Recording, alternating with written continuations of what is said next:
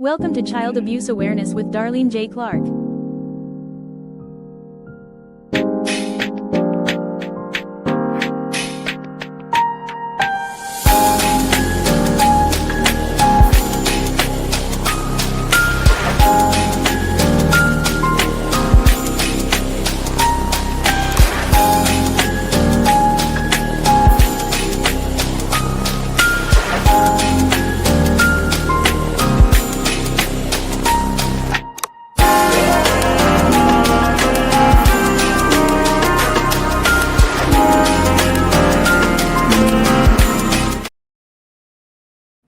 Hello, and welcome to another episode of Child Abuse Awareness with Darlene J. Clark. Be a part of the solution instead of part of the problem. Well, he's having computer trouble, so I got him on the phone thing. So I'm hoping that y'all be able to hear him pretty well. Hello, Charles. You said that about the Child Protective Services scandal is what we're going over today. I wanted to tell everybody who's in these pictures on the screen. This is John Ramsey, that's on the far left. Beside him is Ed Bentley Jr. Then below him is John Andrew Ramsey. There's a purpose why he's on here, and that he will let you know. And then there's Randall Bentley that's causing okay, it's causing Charles a lot of trouble. So what are y'all doing now? Well, he's got me in here, I believe. I don't know. Well, that's just YouTube. Yeah, it's not the live stream. Okay, But, yeah, yeah. He's gonna try to go ahead and still get on. So he's in YouTube right now. yeah, he finally got into it. He's just trying to get into the live stream now. Okay, let me give the link to the live stream right quick. Okay, send that to y'all right quick. Hey, Mr. L, good to see you.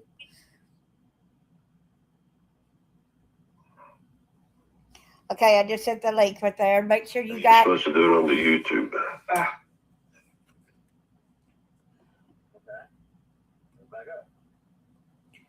So he's trying to get on YouTube, y'all. So y'all be patient, please. So right beside John Andrew and the bottom left is Randall Bentley. He's a Bentley and Bentley law firm, and he's still causing Charles Rogers a lot of trouble. Nancy Schaefer, she was a congresswoman who tried to speak up. She found out about the Child Protective Services doing things with our kids. And she ended up shot and killed as well as her husband did. Richard Jewell ended up deceased as well. Then there's Beth Ramsey. There's a reason why he's wanting to talk about that, and this is added with the Child Protective Services scandal, as well as Matt Darrington. Okay, so where y'all at now? Well, my mic's working over here. Yeah, but I just don't have you. Yeah, but I just don't have you sit over here. I don't have the present thing right here where you accepted to come on in, so I can click on it to get you in here. Well, apparently it didn't work. We'll just do it by phone. Okay. Yeah.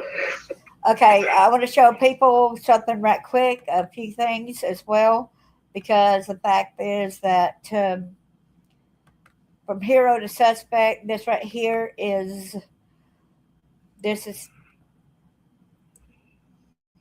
Richard Jewell.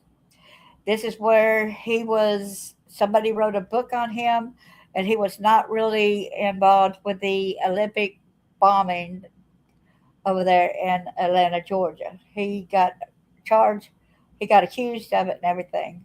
He was actually a hero.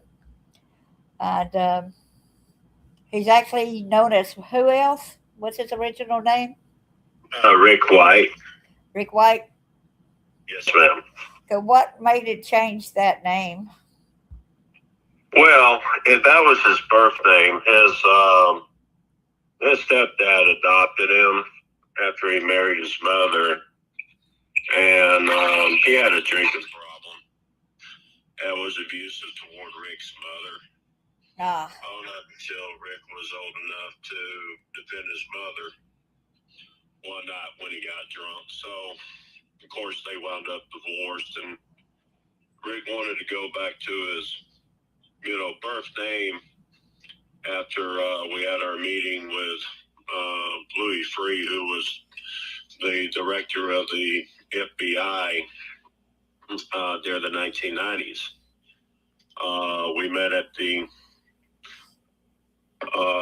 U.S. courthouse when Eric Rudolph entered his negotiated pleas to return to Atlanta and plead guilty to the attack on Centennial Park.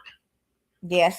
And that's when I actually first got to meet Rick and tried to apologize to him for him having to go through the turmoil that he went through for us to, keep the media attention diverted away from Murphy, North Carolina, because Rick never was a suspect. It was just our diversion of the media because the terrorists wanted to get media attention focused on Murphy, North Carolina after the attack on Centennial Park. And of course, they had postponed the attack on the park from the 25th of July to my daughter's birthday, which was the only term that I would consider to undertake such a case. And wouldn't be for the FBI, but would be for the state of North Carolina instead, since there was a hydrogen bomb involved in special circumstances involved in the investigation. Is why I was commissioned on July the 30th, 1996 for the state of North Carolina over the Oklahoma City and Centennial Park bombings case. So they're the same case. So what I want to do is kind of do a little bit of background about the story that we had covered previously about the two black teenagers. And so that's where the Ed Bentley picture comes into effect, but it was his barn, right? Well, yes, it was his dad was still alive at the time, George Bentley Sr., and of course we call Junior Ed by his middle name. His Blackjack Stables is what it's been listed as on the business records of Cobb County. And it borders the city limits in the county, Barnes Mill Road, between Barnes Mill Road and the 120 loop there in Marietta, called North Marietta Parkway today. And you remember we had covered the stuff that had resulted in a court settlement between George Bentley and my dad in 1979 and into 1980, to where they had to go in and destroy the barns, including that concrete barn. You reminded me, and of course the concrete horse stables, they had to be destroyed. Could I ask? Hold on, as part of the agreement. Hold on a minute. I'll make sure everybody can hear y'all. Can y'all hear him okay?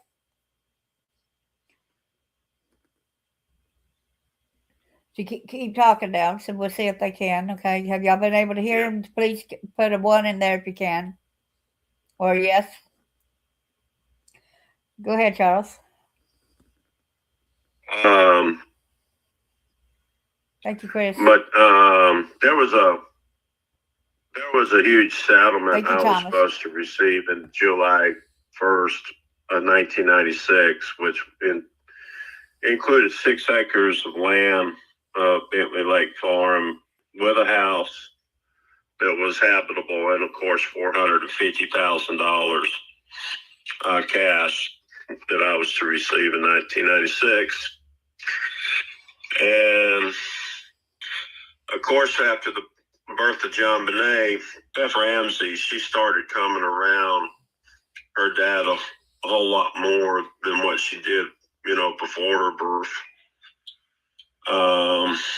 So she would frequent Marietta more often and help Patsy, take care of John Bonet. And that's when she started, hearing some of her dad's phone conversations, some of his discussions with his buddies and colleagues in his studio.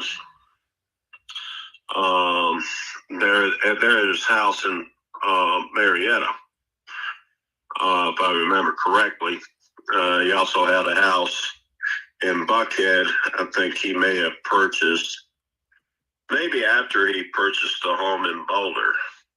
But he purchased a home in Boulder back in 1990 or 1991. They had already purchased it. Okay. But Beth found out about that lawsuit and the settlement, and that they had offered my brother Fred the $450,000 to execute me, to where they wouldn't have to give up any of the land or the house to me by July 1st, 1996. So she found out everything about me just by listening to her dad and his conversations on the phone and with his friends and colleagues and all that. So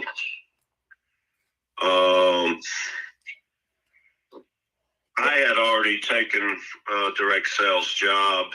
I got snookered into the vacuum cleaner sales trade through my Uncle Morris Beach. And really, in a way, kind of by my brother Fred. So it's that's the one who adopted that other beach guy, right? No, ma'am. That was my Uncle James that adopted Robert, his stepson, and his two siblings. Okay, gotcha. That was my Uncle James. My Uncle Morris was a decorated war veteran from Korea and Vietnam. He was Special Forces Green Beret. When he was buried in, I think it was 2009 when he passed away, he got a, honored burial with a color guard from the U.S. Army. And of course, he was a Master Mason, so he got a Masonic burial as well. But my Uncle James, who adopted Robert, he was a general contractor, builder on the side, but he worked for the county water sewage department, and he worked the prisoners out at the county farm on the work details, when they were serving their sentences. And so he had like arresting powers and could stop people and write them tickets out of the water department truck because he had that authority working the prisoners. And of course, he got Robert a job with the Cobb County Police Department there in 1971, if I remember correctly. And Robert worked for the department until 1979, when he left and went to work for IBM to work his way up the corporate ladder there, starting in security. But Robert was part of this pedo terrorist network. He recruited my brother into it through Roger Nance. So they got into me through my family, and Beth Ramsey found out all about it. And there was I think it was a 9-year-old girl, Hispanic girl they had held over there in the loft of one of those barns. When she first started coming looking for me, my guess would be right around,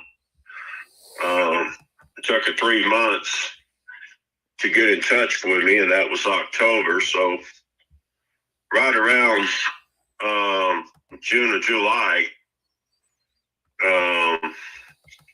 they had held this 9-year-old Hispanic girl over there at Bentley Lake Farms. And but they went to my old place of employment, which was the old Waffle House Unit 479 right there off of Roswell Road in Marietta, the 120 loop, which is actually the building is owned by Ed Bentley. Wow. Pike Nursery, all that's the buildings and stuff is owned by him and leased to them, and of course the convenience store there. And they own the property on both sides of the 120 loop, own up to some of the businesses there on, or at least the buildings there at, I'm trying to think of the name of that road, 120 loop that turns into Gresham Road and runs out and turns into Merritt Road. I'm showing them again, Bentley Lake Road, where we're going down to the farms right here, and they now have the road closed off. It says Bentley Lake Road right here. It says dead end, but this is where a lot of the trafficking and the murders of children and such with the Barnes sex trafficking and all was down there where he had like 4 different barns that I know of. Mm-hmm. And it's amazing. You can look it up and you can see how many, like with Alice Summer, she'll go ahead and discuss and say about the barns just keep burning. Yeah. And they'll go ahead and get rid of one, and the next day it'll be built back up or something. And a lot of people would not even know that they tore it down, I guess, to try to get rid of some evidence. Well, this one to keep people out of there. There has been so many barn fires that they even credited the barns, the concrete barns that they had to destroy by the court, settlement agreement between my dad and George Bentley. Uh-huh. They're still accrediting those to arsonists. And so all these barn fires they accredit to arsonists, local people in the area outside of the Bentley family. And after so long, it becomes quite obvious who's going to go over and catch all these barns on fire of the DOD contractor who makes the M16 Bushmasters and the silencers for the guns for the U.S. military. Yeah, I mean, that would be crazy. Yeah, that's he could shoot you and nobody would know it. Yeah, Ed Bentley does that, did that, and he also was friends with Epstein, okay? Yeah, said they were partners in international arms and weapons trade. They were really close friends with John Ramsey. I met Jeff Epstein in 1980, the summer of 1983. And of course, I met John Ramsey three evenings before my 18th birthday in 1983. And of course, I was the prey of their human hunting party that night and survived. There's still a lot to talk about it. I've actually had to survive another one in 2001 when my dad was dying in the ICU unit in Piedmont Hospital in Atlanta. They tried to kill me while he was dying in the ICU. And see, Randall Bentley is a part of the Bentleys. He's related to Ed Bentley. And they got a big law firm over there in Marietta, in Cobb County. It's a whole slew of them. He's also the solicitor for the municipal courts of City of Kennesaw, City of Ackworth. Has been since 1988. And, of course, his dad, Fred Bentley Sr., was a former state senator from Cobb County. He's the one who started Bentley and Bentley Law Group. And Alice Summer, she's the daughter of Jim Stubbs. Yeah, that's the one that they tried to, got her to do some stupid stuff with you, back when you were younger, right? Well, yeah, that's like I tell people. They used a 5-year-old attorney tried to turn me into a porn star where they could set up and frame my daddy for it. And they failed to do that. So, of course, Jim Stubbs, her daddy, was the only one that was arrested and charged. They didn't charge George Bentley nor Ed Bentley nor Frank Sheldon with a grooming or anything like that. Jim Stubbs was the only one that they arrested, and that is Alice Stubbs right there, Jim Stubbs' daughter, who's 5 to 6 years old, who they, abused me with through her. They tried to make it, my brother and them tried to make it out. They used all three of the children, the two sons and her, to exploit me or abuse me, but no, it was just her. Right. And here she is, an attorney for the city of Marietta. It's pretty scary when they got all these Bentley and Bentleys, and then what you was getting at, that going back to the barn thing, when there was, Beth had ended up saying she thought that there was some boys in there also, or how did y'all realize there was somebody in that barn that night? Well, actually, I had purchased an automobile from a friend of mine. While I was working out in Athens, Georgia, selling Kirby vacuum cleaners with my Uncle Morris Beach. And I had a little problem with a oil leak at the back of the head, so I had to take it back to my buddy Gene to fix. So he had loaned me his 1971 Cutlass convertible. Well, he had my car in for repair, and I just so happened decided to go by the Waffle House because it had been months since I had been by there, pop in on some of the people I worked with. And that's how I found out there was a pretty young lady coming in there asking about me numerous times. And it turned out to be Beth Ramsey. And at that time, they had two teenage black boys that they were holding captive over there in the loft on the wooden barn that you could see there from the 120 loop, just past the on-ramp from Roswell Road. And heading out to what we call Whitewater theme park today. One teenager was from east of Orlando. Another one was from just south of Birmingham. I believe it was the 15-year-old was from Florida, and the 13-year-old was the one from Alabama. And they were into the foster care system. Am I right or wrong? Yes, ma'am. They had both taken from their parents, put into the foster care system. One of the boys, remember correctly, was, parents was in prison. So he wound up in foster care. I forgot the story of the other boy, why he wound up in foster care, but we didn't have a whole lot of time to talk about things, trying to convince them to leave that loft that night that I tried to get them, which I did get them to leave. But hold on a minute.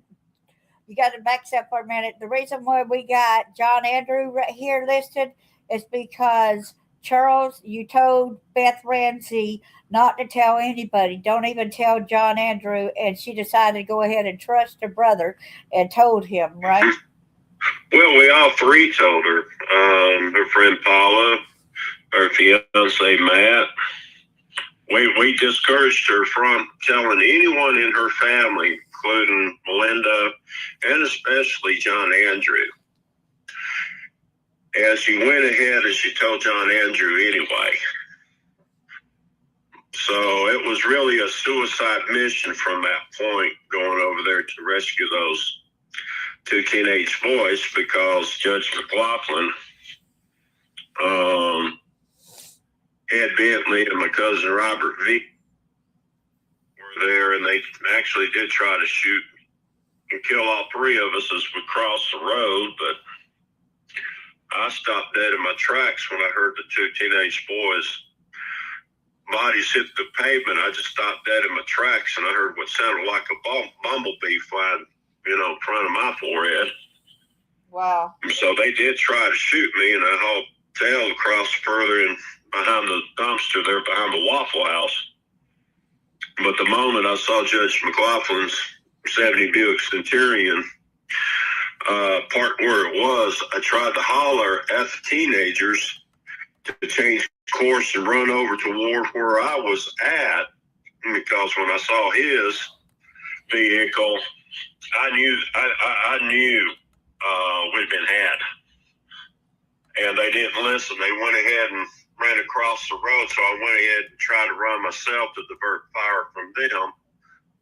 But they hit the pavement, and I stopped dead in my tracks, and I looked, and that's when I heard the bullet fly past my head. And come to find out was my cousin Robert, who did fire at my head, but I stopped my tracks. And this is Judge McLaughlin right here, y'all. And he's got an earlier picture of what homicide was that. We'll go back to this in a few minutes. But there's a picture of a younger version of him when you told the story about this. But we're not going to tell the full story right now. But you seen our younger version, and he was on a wanted list for murder. I-70 serial killer. I call it the I-70 assassin, because those were executions of potential witnesses. Now, not all the victims were witnesses. It's like the two ladies that was killed in that one business. One was a witness. The other one just so happened to be her co-worker.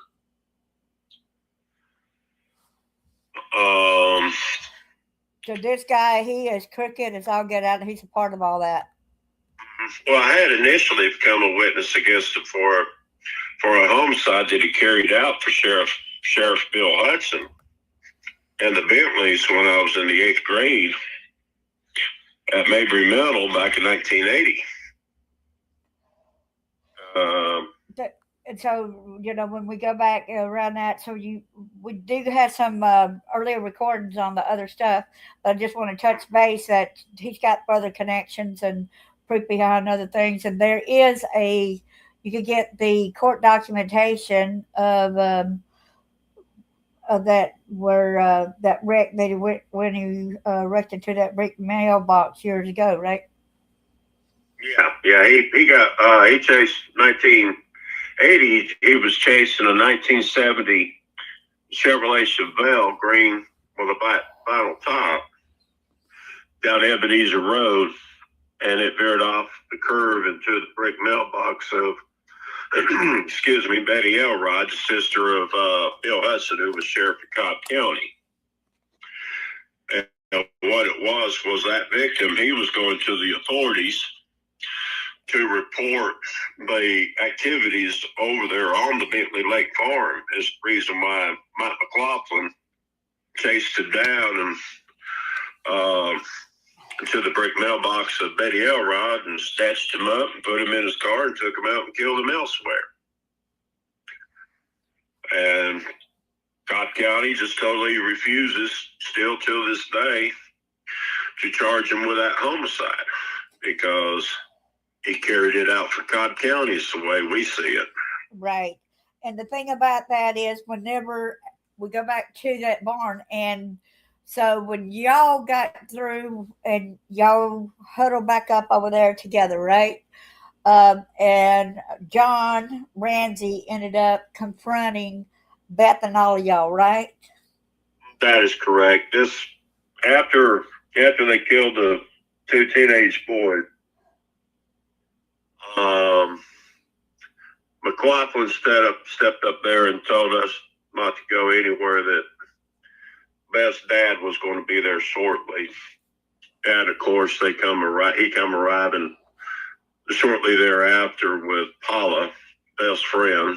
She was driving her little blue Geo. And John Andrew came over there and advised her that it was off.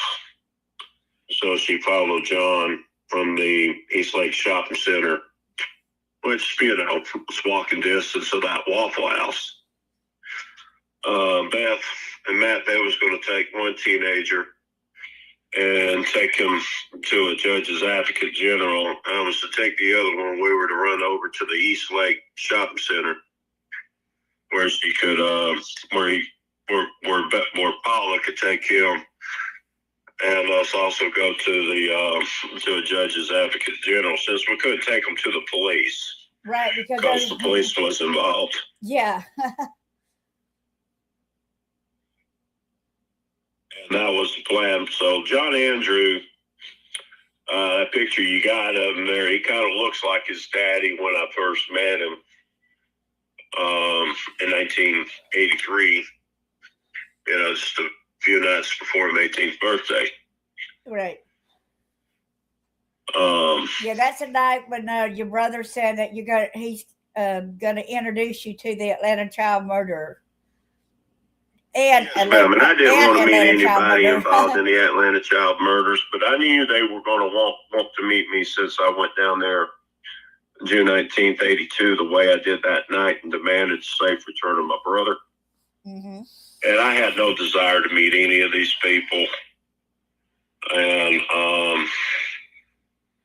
And that's when I found out that evening that the Bentleys were involved. It all made sense whenever McLaughlin showed up that evening with Franklin Delano Floyd, who was introduced to me as, Bill Ramsey, of course. Yeah.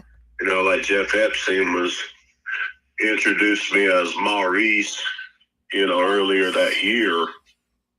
I'm talking about my brother, Fred and Roger Nance. All these people that we're talking about, they're all serial killers, every one of them. And this is Franklin Delano Floyd, aka Bill Ramsey. Yes. And this is him as well, right here. Mm-hmm. He later also became a member of the Midwestern Bank Bandits. Him and Richard Evanitz. Yes. Roger Nance and my brother Fred Rogers, they were involved with the bank robberies and the bombing of the Alfred P. Murray Federal Building. David Guthrie, Michael Brescia, Kevin Langan,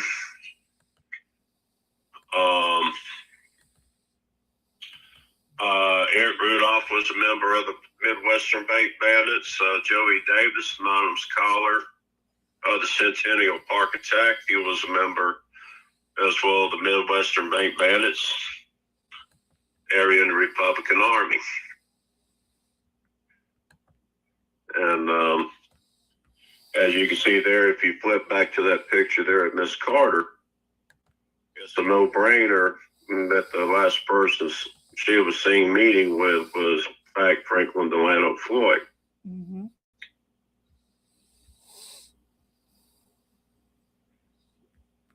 And of course, according to them, Judge McLaughlin assaulted and murdered her in front of her 3 and 4 year old daughters, who are still alive, and are able to identify the perpetrators of their mother's murder. Should be able to identify. It's kind of hard to say what an adult can remember since their childhood.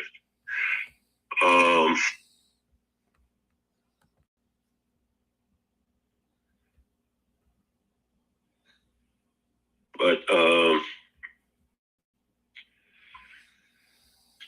now you showed a picture of my cousin Wayne. I don't reckon he was ever a serial killer. No, we just got different people in here that's got affiliations with him as well, so he wasn't really a serial. And see, even Matt Darrington, he wasn't a serial killer, and Beth Ramsey was not a serial killer. She was one of the good ones that's trying to help out. She tried to rescue John Monet, really, too. Well, Beth had already learned about their plot to bombed the Alfred P. Murray Federal Building. She already knew about their plans to launch a string of 35 terrorist attacks, which gave me an advantage. Once I got up to Murphy, North Carolina in July of 96, it kind of really gave me an advantage already having this knowledge, because what I found out was her dad, John, owned a house on Lake Chattooga. They're close to Ray Duncan. And the Ramseys loaned out their home to the Whites, and I forgot the name of that gynecologist that was John Benet's doctor. They used their house while the Ramseys stayed in Big Ray Duncan's house with Jeff Epstein and Ghislaine Maxwell. Right. And of course, Ghislaine, she chaperoned all the girls during their water skiing lessons for Eric Rudolph, because he worked for Zell Miller. And he also did some work for Ray Duncan and Duncan Oil, remodeling of the Durango Mountain Purgatory Ski Resort there in Boulder. He also remodeled former U.S. President Jimmy Carter at Rosalynn Carter's home in Plains, Georgia, after he got out of the Army in 1994. And it was all pretty much through his buddies there at Murphy Building Supply that he was able to meet these people and get in with them and become what we call a child rape and murder and domestic terrorist. So, Here's what, Charles, here's where I found this, and where the Nancy Schaefer, conservative activist, where she was killed right here. mhm. And they try to say murder-suicide, but I don't think he killed himself, right? No, that was an execution. I'm not going to say who I'm in communication with right now, who is associates of Nancy Schaefer's. Right. Yeah, we don't need to know But, that, but for their own safety. Yeah, but there was an associate, I'm going to say at least one associate, that was in the basement of the Schaefer's home when they were murdered. So there was no murder or suicide of Roger and Nancy Schaefer. I thought It was executions, and we have a pretty good idea who those executions were carried through by. they called her husband Bruce. Was it Bruce? I thought it was Roger, but okay. Yeah, Bruce.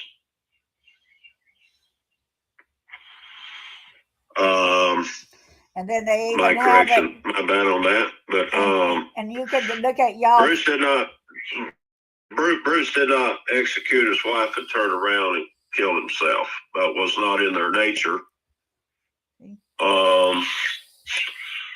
This couple, their whole life's devotion, once Rick brought to her attention what was going over there in Demorest, after we got him reinstated as a deputy sheriff,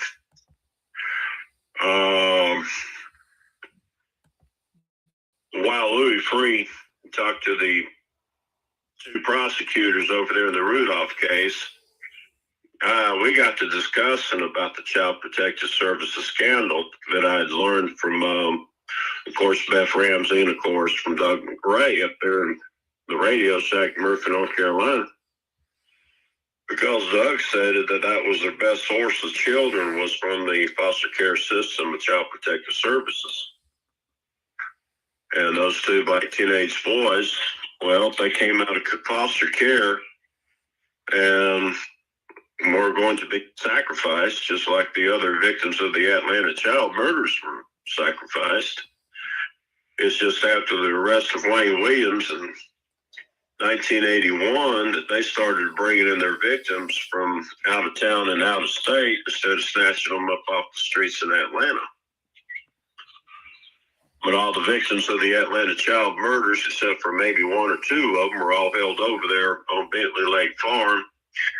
I heard of another place they were held but I know for a fact that the ones that they killed in 1982 and the other two they killed in 1991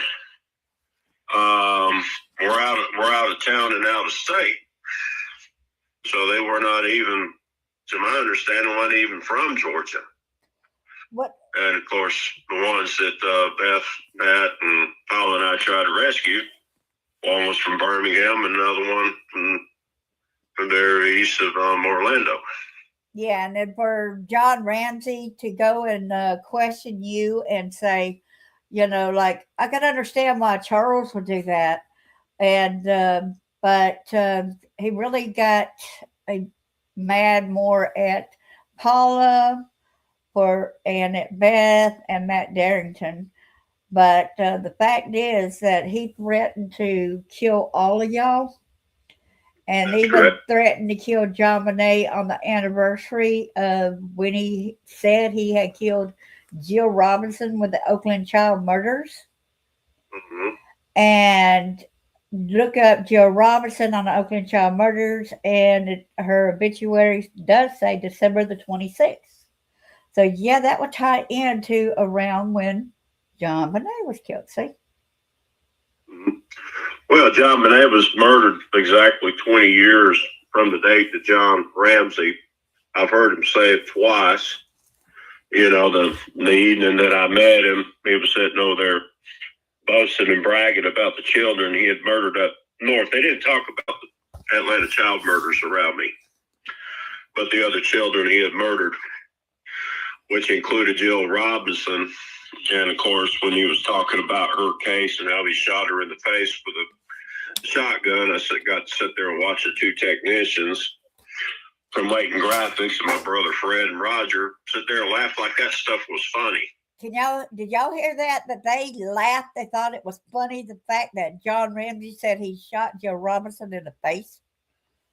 Yeah, because mostly John's technique of murders of children is strangulation, removing their shoes. That is your number one footprint of John Ramsey.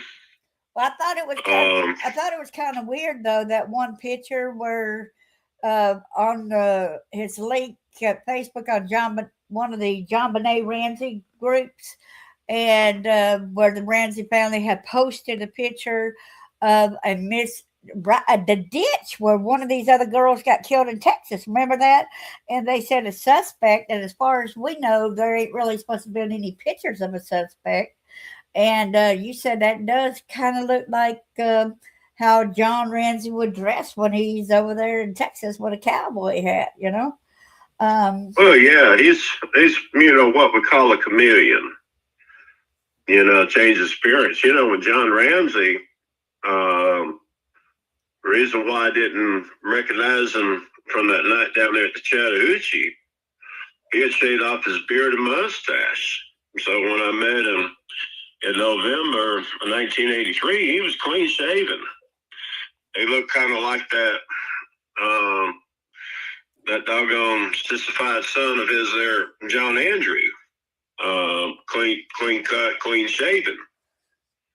But down at the Chattahoochee River, to my understanding, he had a full beard and mustache. It's like Doug McRae when you look at the composite sketches of the Oakland County child murders there at the Timothy King case, and you look at the composite sketch there of the, homicide of 11-year-old Levi Frady of Cumming, Georgia. They're the composite sketch of the same guy. Okay. Right. So let me show y'all the Doug McRae, the sketch that I do have of Doug McRae. Okay. But Doug, he'd wear a mustache, clean shaven and well kept and all of that over at the Radio Shack. But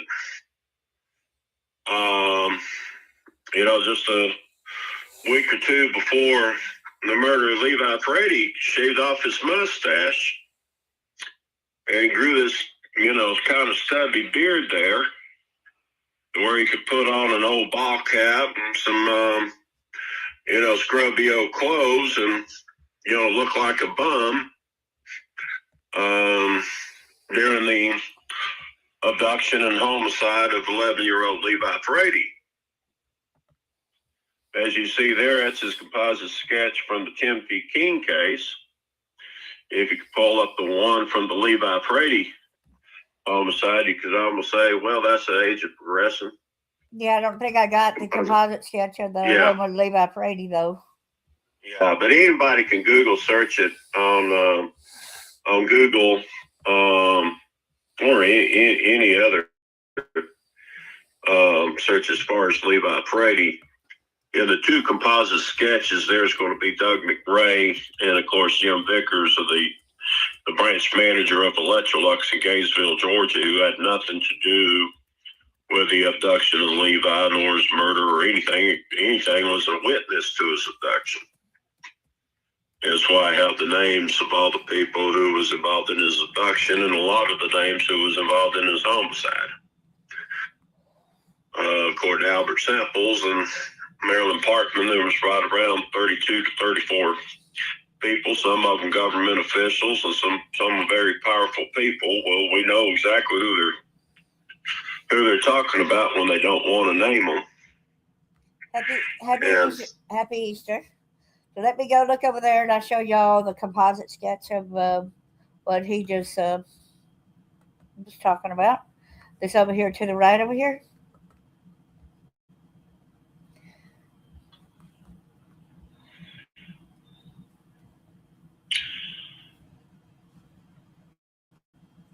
Do you see the picture now?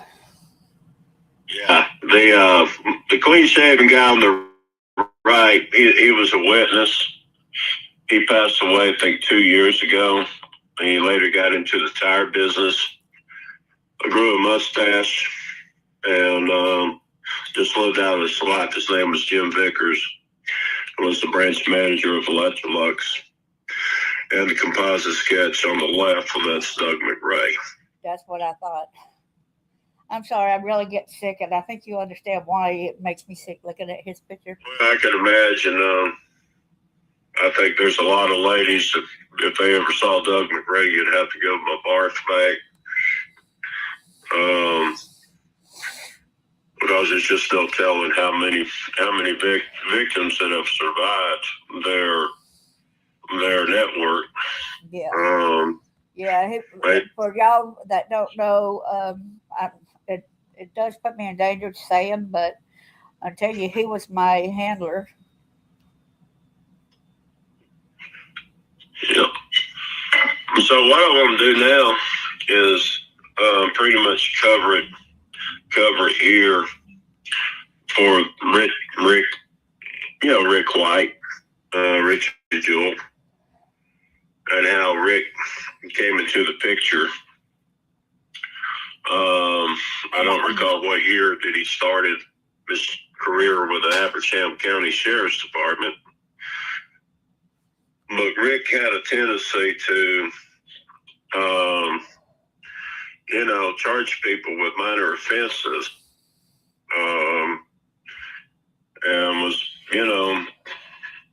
there for a while, he was pretty much, took it to the extreme of enforcing the law, that he wound up getting some complaints against him out of the local people. And the sheriff's department wound up letting him go on the account of it. And so when the Olympics came to Atlanta, they needed volunteers to work the security.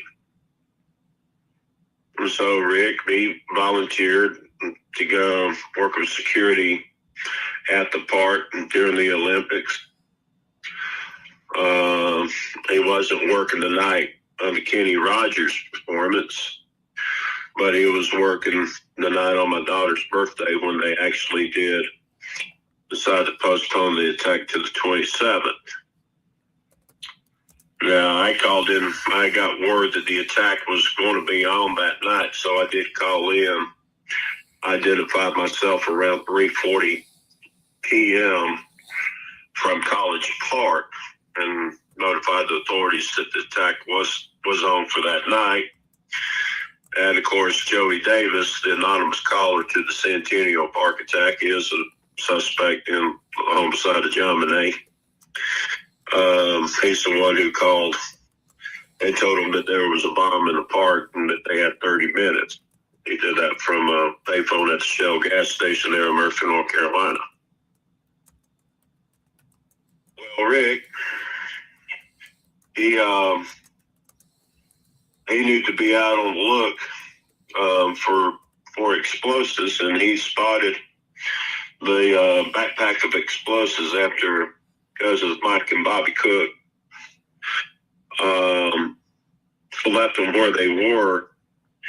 So he approached it and got everybody cleared away and started clearing the area, securing the area. So the bomb expert could identify it as an explosive.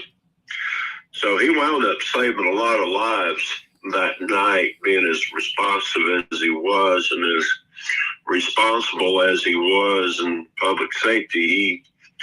He managed to get a lot of people, to take their positions where there was only really one casualty out of the explosion. Of course, one gentleman, had a heart attack when he was running over to assist some of the people who got injured, and that's how he passed away. But this one boy lost his mother and lost, half of one of his arms in that attack. But, we have a lot to be thankful for, that those were really the only two casualties. At that attack, it could have been a whole lot worse. It would have been a whole lot worse if they hadn't postponed the attack from the 25th to my daughter's birthday, because Kenny Rogers was performing at the park the night of the 25th. And they would have killed Kenny Rogers during his performance if they had went through the attack on the 25th. So, after being chased around Lower Alabama over a dozen times, and they totaled out 4 of their automobiles down there. Judge McLaughlin totaled out that 1970 Buick Centurion that he was so famous for chasing people down and killing them in, that he totaled it down there in Evergreen, Alabama, chasing me, one early afternoon. And that's how he totaled out his automobile. There was 1974 Pontiac Le Mans that was totaled. There was 2 Z28s that were totaled. Those were in Brantley, Alabama, made a chase against my Z28. And there was, a bad collision there. There was a mother and 3 children wound up seriously injured in that collision. So July 15th, 1996, I got a call at my office in Electrolux at Pensacola from FBI wanting a meeting. So met with them over in Pace, Florida. They're just where 9 Mile Road crosses over into Santa Rosa County, into this dirt road to the left, and that's where I met with them at, was there in the field.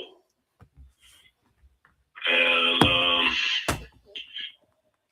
that's how I pretty much got dragged into this case for the state of North Carolina, was my meeting with them on the 15th of July. So it was determined I had no choice but to go to Murphy at that time. I was already going through a nasty divorce. There was so much turmoil in my marriage over this that my wife, she wound up filing for divorce. So I really had no choice but to either return to Marietta or go live at my dad's place up in Whittier, North Carolina. And I just decided to transfer my part-time sales job with Electrolux from Pensacola to Murphy, North Carolina. So started my first day on the 23rd of July. And of course, at the last minute, they decided to postpone the attack from the 25th to my daughter's birthday on the 27th in the first step toward trying to set me up and frame me for the attack. And that's how I got commissioned by Governor James Baxter Hunt Jr.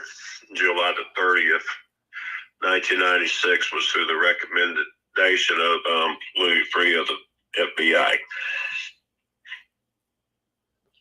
So during my first meeting on the 30th, I was headed out toward Copper Basin whenever this gray Cutlass Supreme 3 guys wanted me to pull over. I had a feeling it was FBI, and sure enough it was. So I had to ride around and talk with them. And of course I didn't know who had set the explosives, who built the explosives, or anything at that time. So I really had no information that I could share with them if I wanted to. But my agreement with the agents in Pensacola, Nettles, and I'm trying to remember the other fellow's name, Watson, that if I did take this case on, I would not be able to provide any information to the FBI whatsoever because it was too risky. And I would have to go up there and handle this kind of blind in a civilian type of manner in order to be able to pull it off without getting killed. And then again, it was probably kind of scared to even trust the FBI, knowing that John Ramsey and some of these others work for the government as well. Well, you know, I really wasn't that keen on any of the, you know, corruption of the FBI. I really wasn't, I wasn't really fond of the Georgia Bureau of Investigation, but by the time it was all over with, Agent Ron Vincent of the Cleveland field office of the Georgia Bureau of Investigation, we wound up, buddies. He actually helped me stop the truck bombing of the FBI field office down in Mobile, Alabama, the morning of 29th of January, 98, and was instrumental with a few other people, including Hunter Biden, Jim Biden, and some others in getting that hydrogen bomb surrendered to the ATF the night before the attack on the New Women's Healthcare Clinic and attempted truck bombing of the FBI. Okay, I know you. So I wanted to also make sure the people also know about how. So did Rick Jewell also work with Nancy Schaefer or what? Well, what happened with Richard? Okay, like I said, we didn't have. We couldn't afford for the media to focus on Murphy, North Carolina. Mm-hmm. So when I met with those agents on the 30th of July and we came across the plan, I asked them about Rick's background. And they told me why he got let go from the sheriff's department and how he was trying to gain favor to get reinstated back to his position is why he volunteered his services as security at the park during the Olympics. He was also an expert marksman. And so that's what we used to make it look like to the media that he was some extremist, being a marksman and stuff like that. And he did not know that he was he was actually secretly behind the scenes working with the state of North Carolina and the FBI in counterterrorism. He didn't even know it. He didn't even realize it. All he knew, he was all of a sudden the suspect. You know, the media was out there putting on this big show. He couldn't understand why. You know, he helped find the explosives. You know, and you have to feel sorry for the guy because, you know, I'd have been flipping out myself if I had been in his shoes. But he held it together. He never lost it. He never went off on anybody. He held his composure.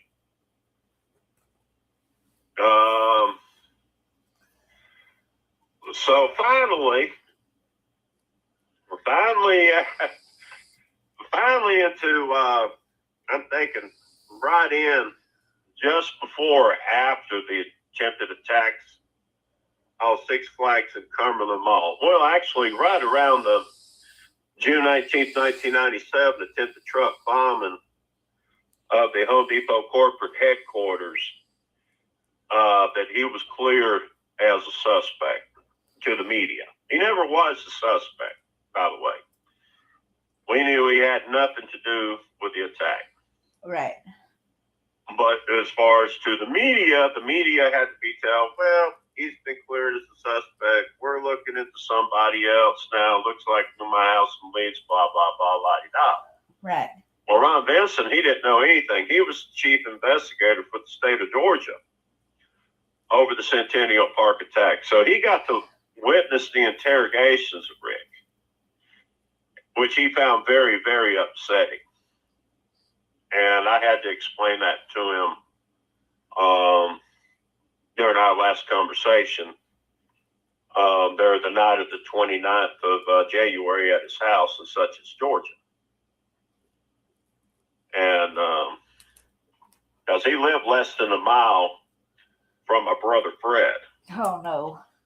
And he was on their target list. They had intentions of killing every member of the Georgia Bureau of Investigation, FBI, U.S. Marshals, judges, prosecutors, anybody that had to do with the government, they were on their target list. Well, just as long as they did not go ahead and if they were not in their club group, so to speak, like the gridiron type of thing, right?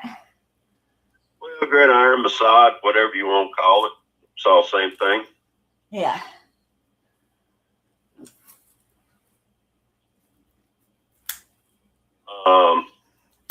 And we don't talk that much about Monograph, but another time we're gonna have to come back in there and talk about Del Monograph and whatever his names really are. Yeah, yeah.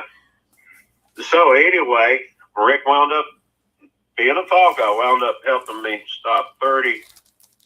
I tell people 30 out of 35. This is really 31 out of 36 attacks. Just for taking the heat off of Murphy and looking like the patsy to the media. That was very instrumental. That gave me the time that I needed to get in touch with some of my old friends up in the Smoky Mountains. And get them informed about what was going on, where I could get their support and, and get in touch with the right people to help protect me up there. Because there's a point everybody up there wanted me dead.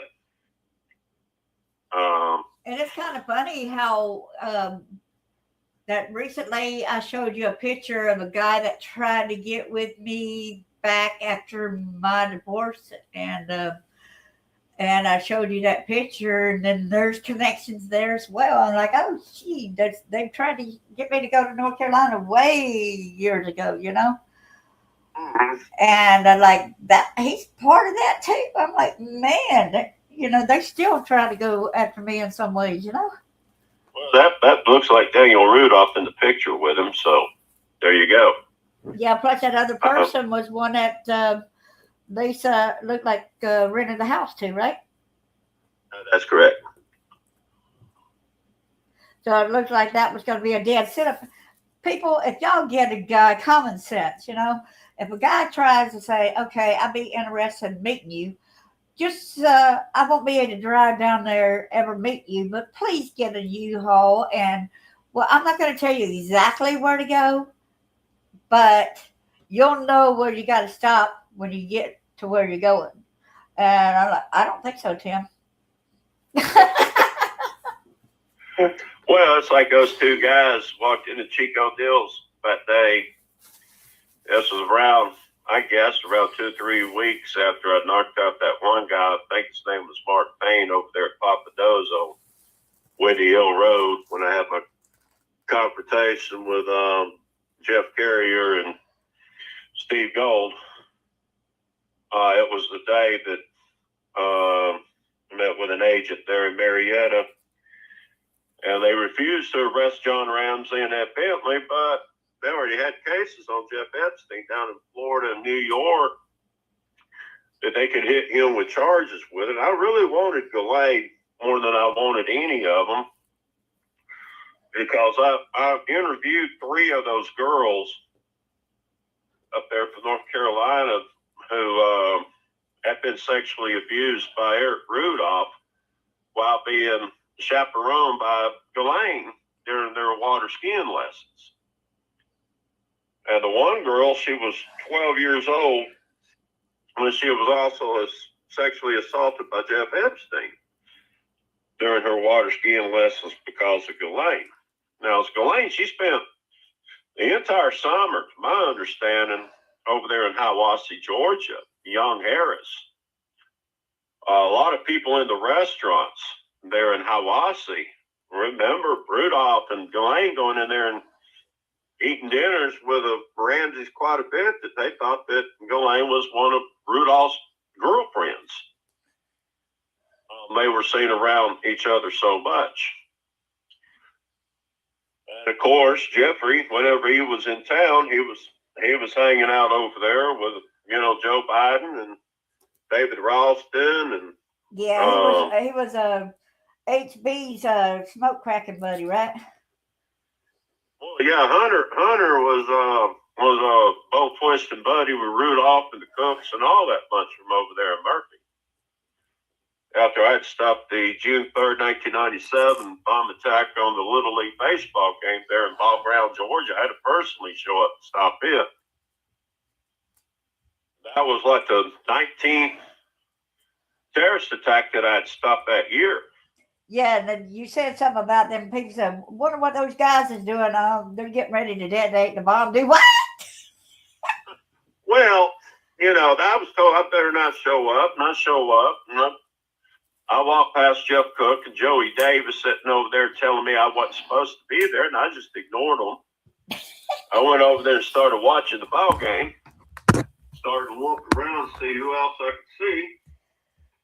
Well, here come Rudolph walking out past the first plate out there and walked up, was kneeling down on the ground. Davis and Cook screaming at me from behind.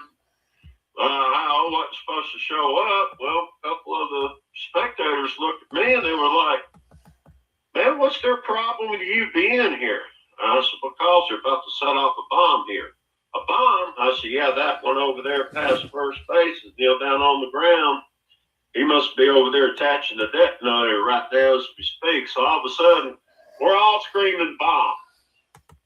So it ends the baseball game. They had to come back and finish the final inning at another time. Everybody winds up leaving in a panic. And that's how we stopped the bomb attack on the Little League baseball game there in Ball Ground, Georgia. And mentioning Ball Ground, Alice Summerer and the Bentleys, they have a church over there that they own and operate over there in Ball Ground, Georgia, that they're affiliated to. Here's Joey Davis right here.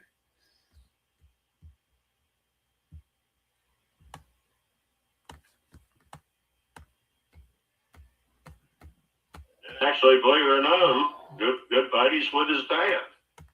His dad's pretty good people. He's just, as Wheeler would say, we just don't know how to describe it.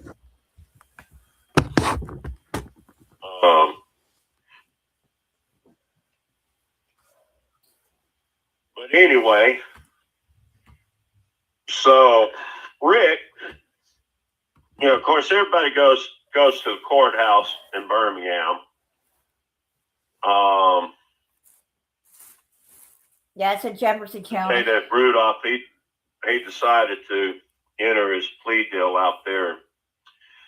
And Louis Freeh, director of the FBI, he decided that he would let Eric's mother, Pat Murphy, have one final personal contact visit with her son. Because most mothers of their sons who are getting sent to prison like to have one last physical contact visit with their sons that they can't get once they get to prison. He's coming close to getting killed by her, boy. Well, he was thinking that, he wasn't going to hear much except the grieving mother back there hugging and kissing her son goodbye, and thanking him for doing what he thought was God's will and all of that, He did not expect to hear that lady back there screaming out of the top of her lungs, calling me every name and you could imagine, from pedophile to a child murderer to a rapist, terrorist, serial killer. And Louis didn't even know I was there. He was standing around the corner. Rick and I, we were standing outside the door of the holding cell area there by the courtroom. And even Rick couldn't understand when we heard her start yelling. Rick was like, that's Miss Murphy cussing at Eric. I said, yeah, it is. You hear that word, pedophile, right? Louis peeps around the corner and he sees Rick and I standing over there talking. He's like, Charles Rogers, I didn't know you were here. And I was like, yeah, Mr. Freeh, I just got here. I had just walked in the courtroom as they had just walked him out in front of the judge. And of course, everybody was pouring out, coming down the escalator, trying to get out of there. I had one guy mouth off to me on my way up the escalator. But after I exited the building that day, he turned around and apologized because he had heard what all Eric Rudolph was. Yeah, you had to tell his mom exactly the words she asked you. Yeah, and he still turned around and lied to her, lied to his sister, and then turned around and admitted it to some mutual friends of ours. That he did ask me that question, and that's what almost got him killed by his own mother. So Louis, he looked around the corner and he goes, after he sees it's me, and he goes, did I hear right? Did she just call him a pedophile, child murderer? I was like, yeah, Mr. Freeh, you heard correct. He goes, well, just a minute. I'm still in a meeting over here with the prosecutors. I want you to come over here and kind of fill me in on that.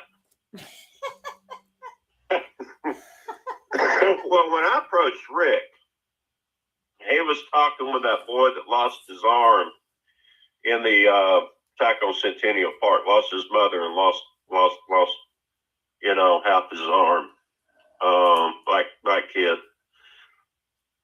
So when they got through talking, I sat there and introduced myself to Rick, and he shook my hand. I said, well, Mr. Jewell, I just want to apologize about, making you go through what you did. He goes, it's okay if I call you Charles, don't you? I was like, yeah, it's okay. It's okay if I call you Richard. Well, just call me Rick. That's what my friends call me. I said, okay, Rick.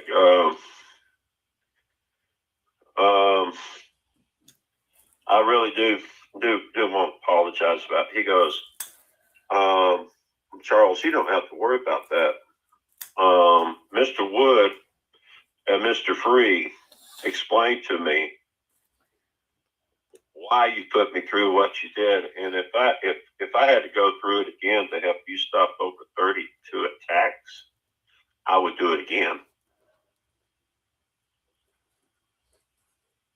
You know, that's a patriot right there. Oh yeah, that's for sure. That, you know, that is him as a totally dedicated peace officer.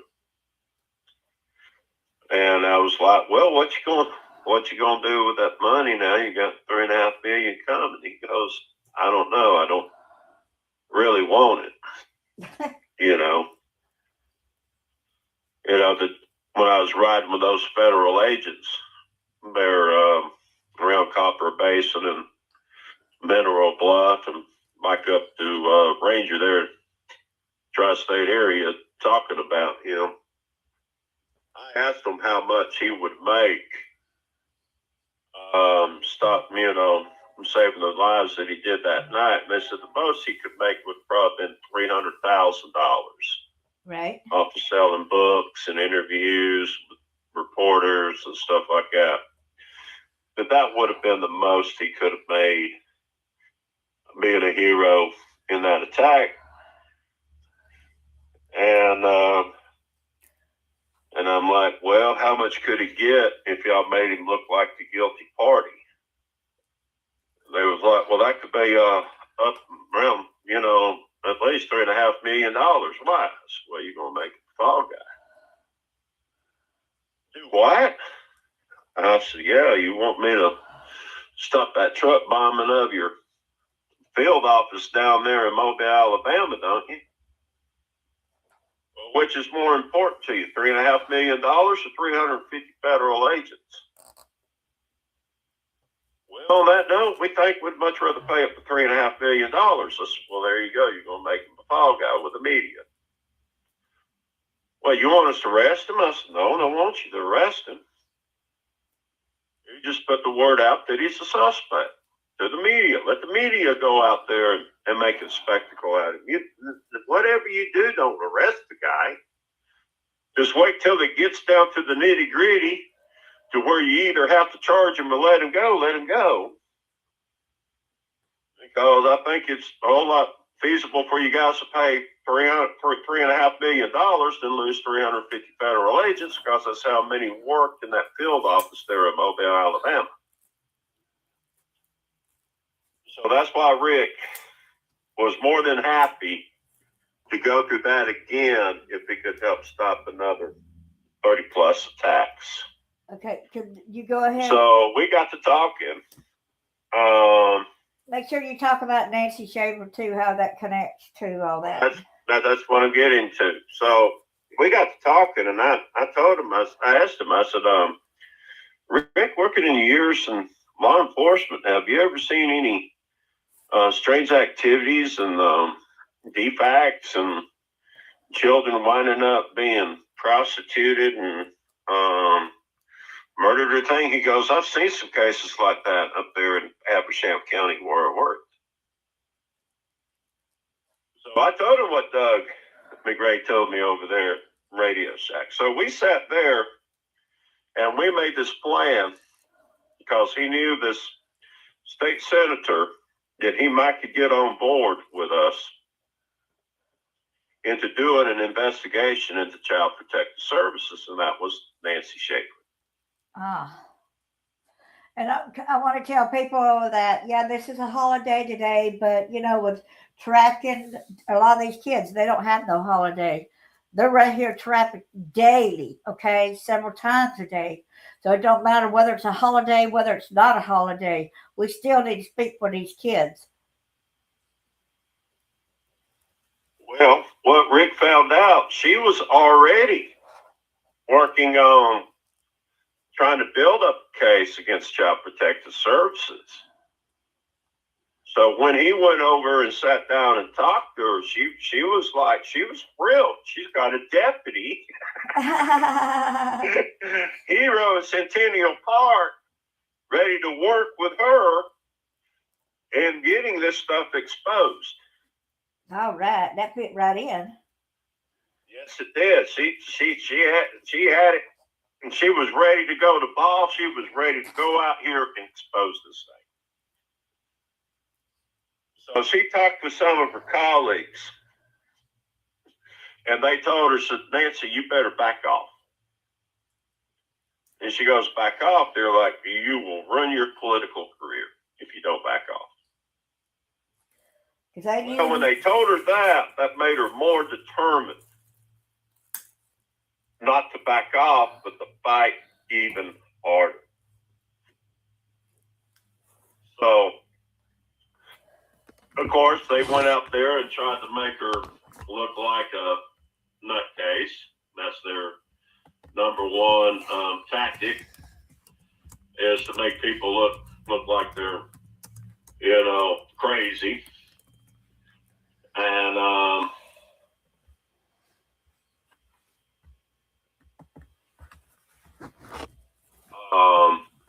I was just reading one of these comments here.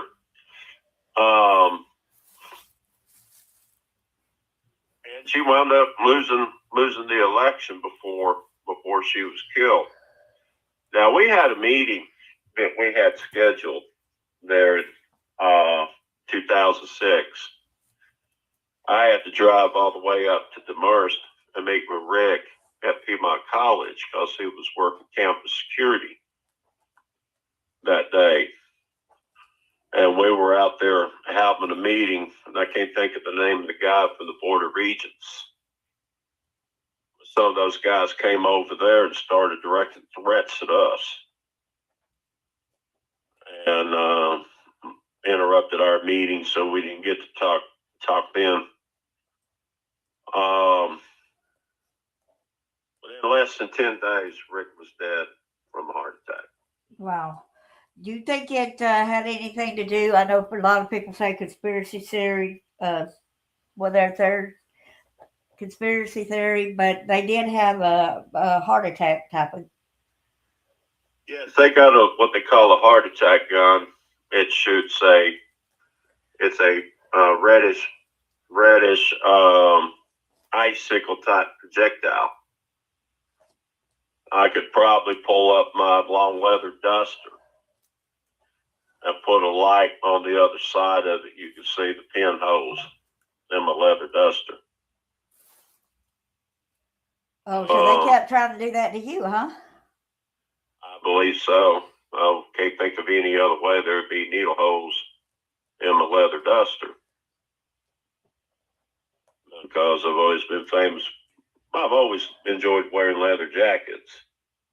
And you are still being harassed by these people, by, the court things that you're having to take care of still today because of, like that Randall Whitley guy, right? Mm-hmm. They're still trying to quiet you. They're trying to silence you still today because as much as they would love to. But the problem with that is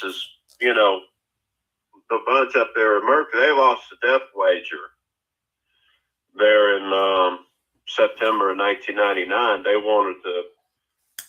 They bet their lives against mine that they could prove that the FBI sent me up there. And it was impossible for the FBI to send me to that baseball game in 1974 between my elementary school there at Morganton or our Little League baseball team against Murphy, which of course Murphy won. But the FBI did not send me over there to that baseball game to accuse 9-year-old Mike Cook going to blow up the federal building out in Oklahoma City in the Olympics in the future. And that's what the FBI found out during our meeting down there in Pace, Florida, that I had accused Mike Cook of going to do that. And of course, they didn't know who my brother Fred was at the time. They didn't know much about Roger Nance. Their names didn't come up.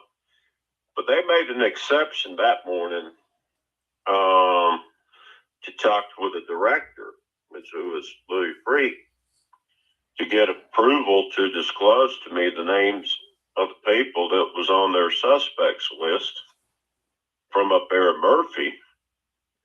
And of course, Sam Duncan and Sam Duncan Jr.'s, their names came up. Doug McRae, his brother Merle McRae, and Merle's boys, Benji and Matt McRae came up. Of course, Francis and Cook and his brothers, John and Robert, their names and their sons, Mike, Jeff, Fred, Chad, Bobby, and John Jr., their names came up, Was Joe Pugh into anything else like this too, or not? What's that? What kind of stuff was Joe Pugh all involved in? Joe is a former investigator for the Cobb County District Attorney's Office. He worked with people like Grady Moore, former Assistant District Attorney of Cobb County, Mike McLaughlin. All these guys were tied in with Bill Hudson, Buddy Darden, John Ramsey, of course, the Bentleys, in child trafficking, the Atlanta child murders. And that's the thing. Most of these victims that to my understanding from what I gathered out of Beth Ramsey, the 9-year-old Hispanic girl, she was taken from foster care. Oh boy.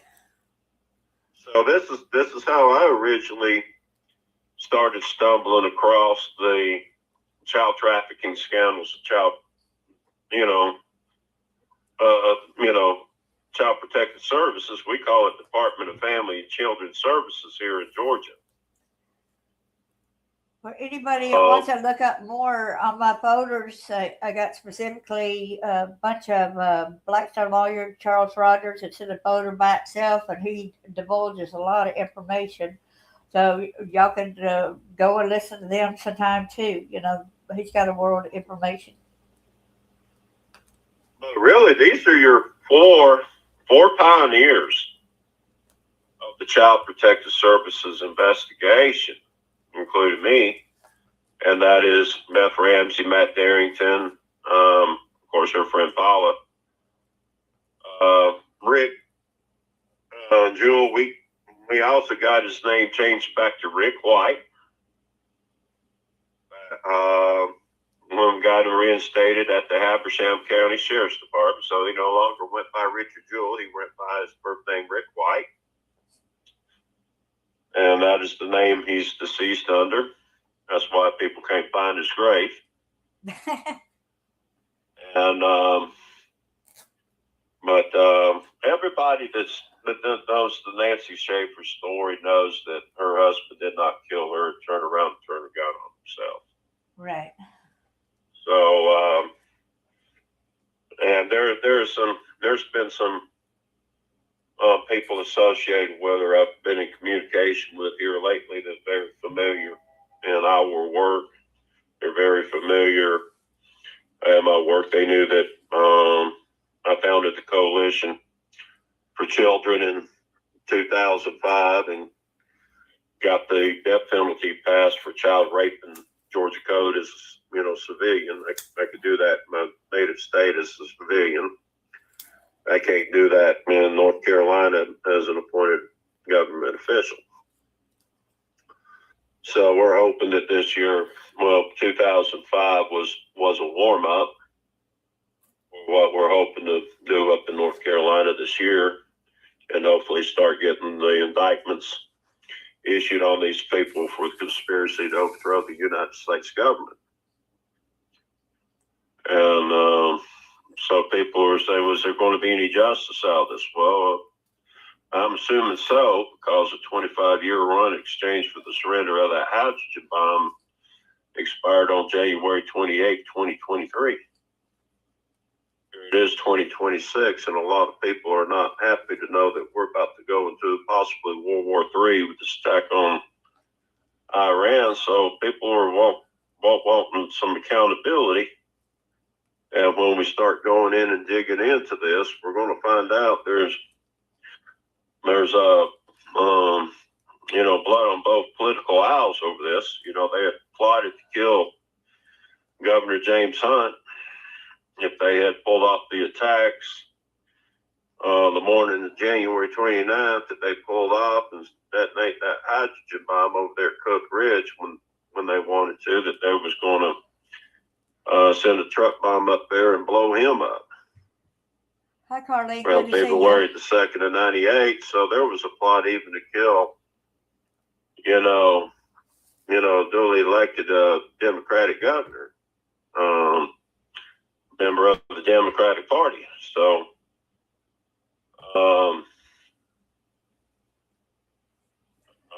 even though I have conservative values, it's a pride shame that I've had a lot more Republicans trying to kill me. John Ramsey, he's registered Republican. Nancy Schaefer, she was Republican. Rick, he was conservative.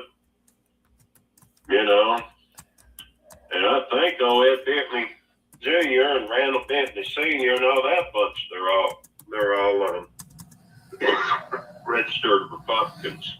I know that Newt Gingrich, right across him in a restaurant, Marietta Square there one time, and he voiced his opinion how he didn't like the way I handled the situation up in North Carolina.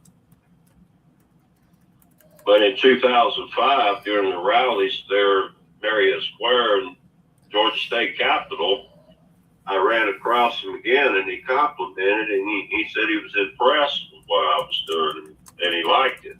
So, I don't know what to think about old Newt, but, Newt's fully aware of the stuff. He has to be.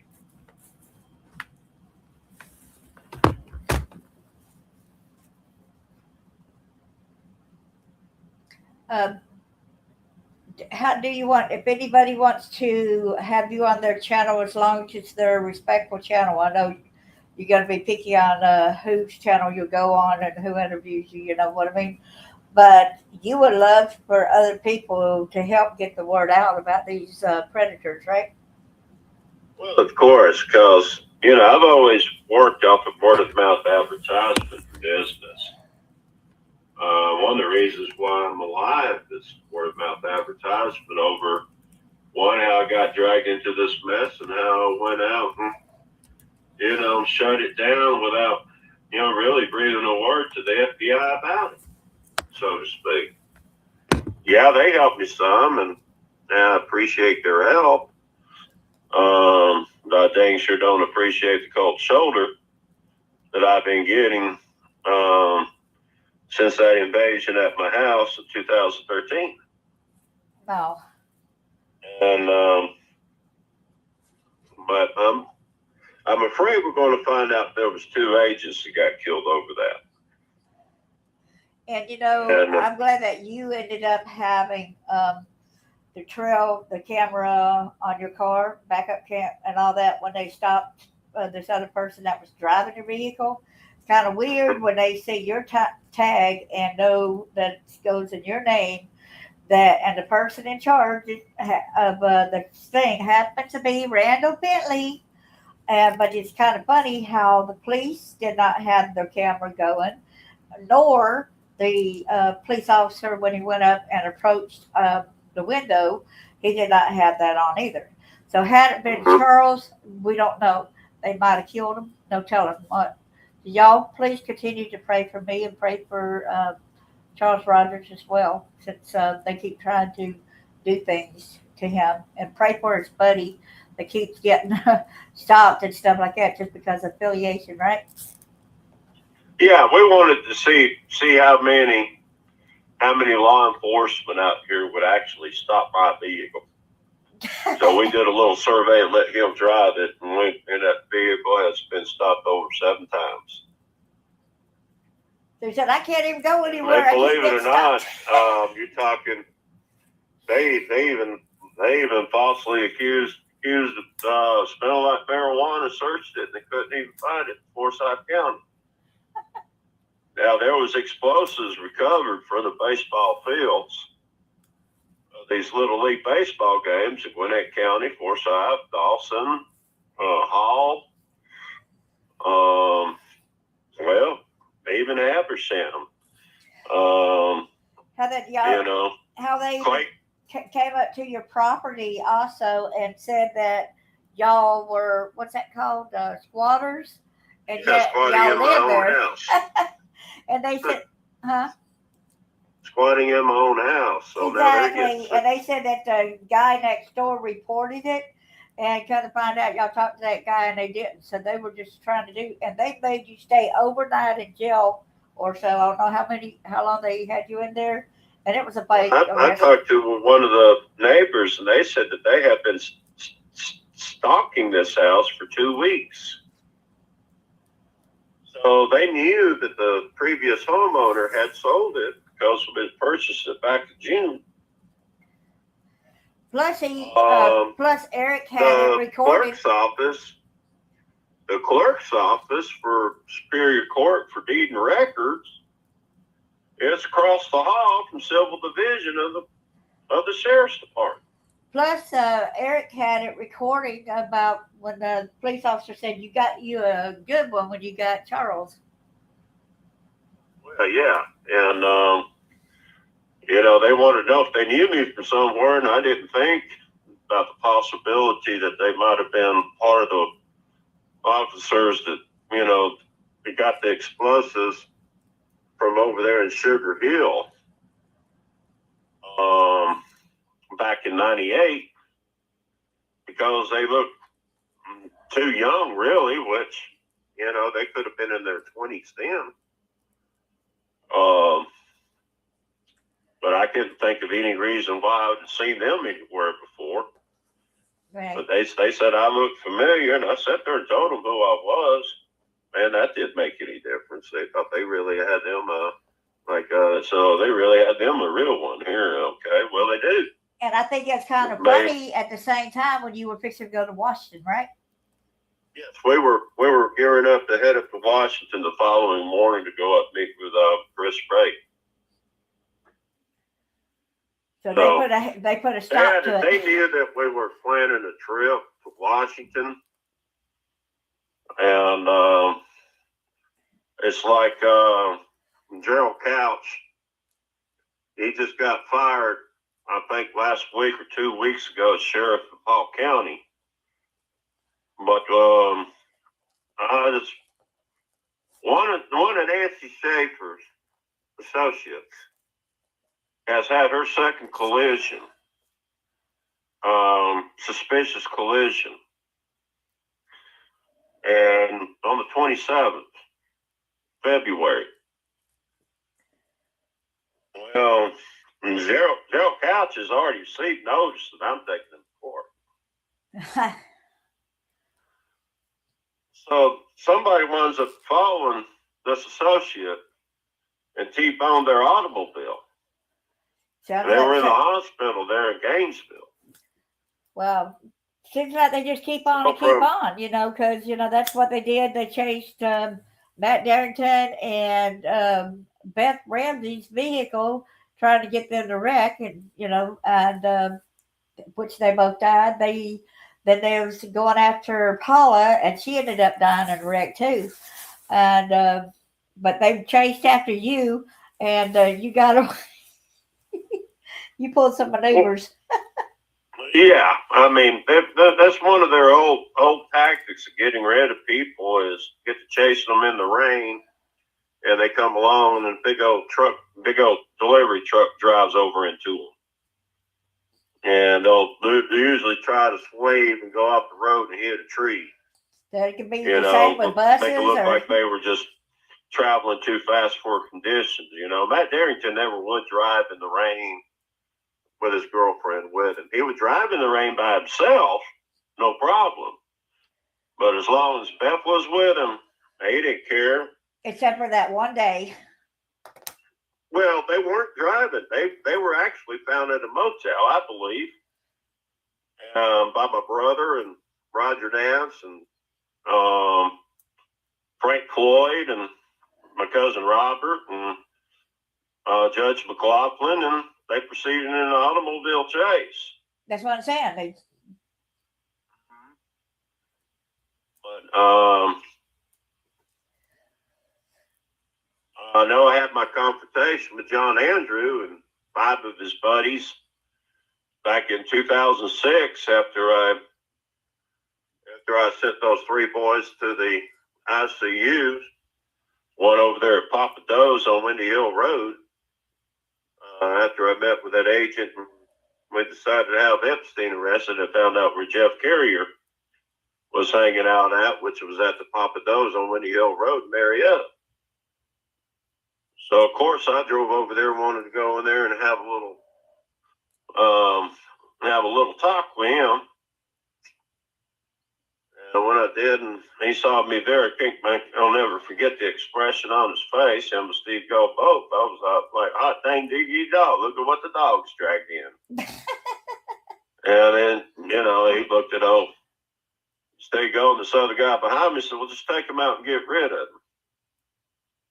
And so, boy, it was about every bit of 6'2", 6'3". Not a real big muscled up guy, but he definitely towered me. Come walking up there with a big old smirk on his face like he was going to do something smart, like snatch me. And he got to meet my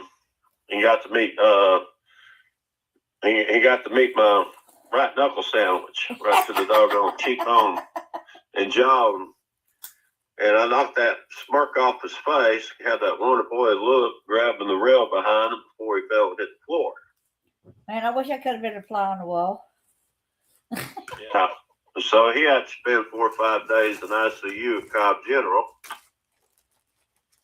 About a month after that, I had 2 more confront me in an establishment called Chico Deals off of Sandy Plains Road in Marietta, coming there. And three guys I grew up with, buddies that I grew up with, sitting there and watched the whole thing. And these were not the type of guys that you will want to cross paths with either. But these 2 guys come in there. I was standing by myself. It's just, figure I'd stop in and have a beer, see if I could find some, Ozzie Johnson and his family in there. His wife used to drive school buses with my aunt, and I went to school with one of his sons. And so I was considered myself friends with the Johnsons. But they wasn't in there, so I was standing by myself. Just got my first sip off of beer. These 2 guys come walking up and said, Charles Rogers, you're going with us. I was like, really? Where? You don't worry about that. You'll find out when we get there. And I said, well, if you're not telling me where I'm going, I ain't going. Oh, you're not going? I said, no.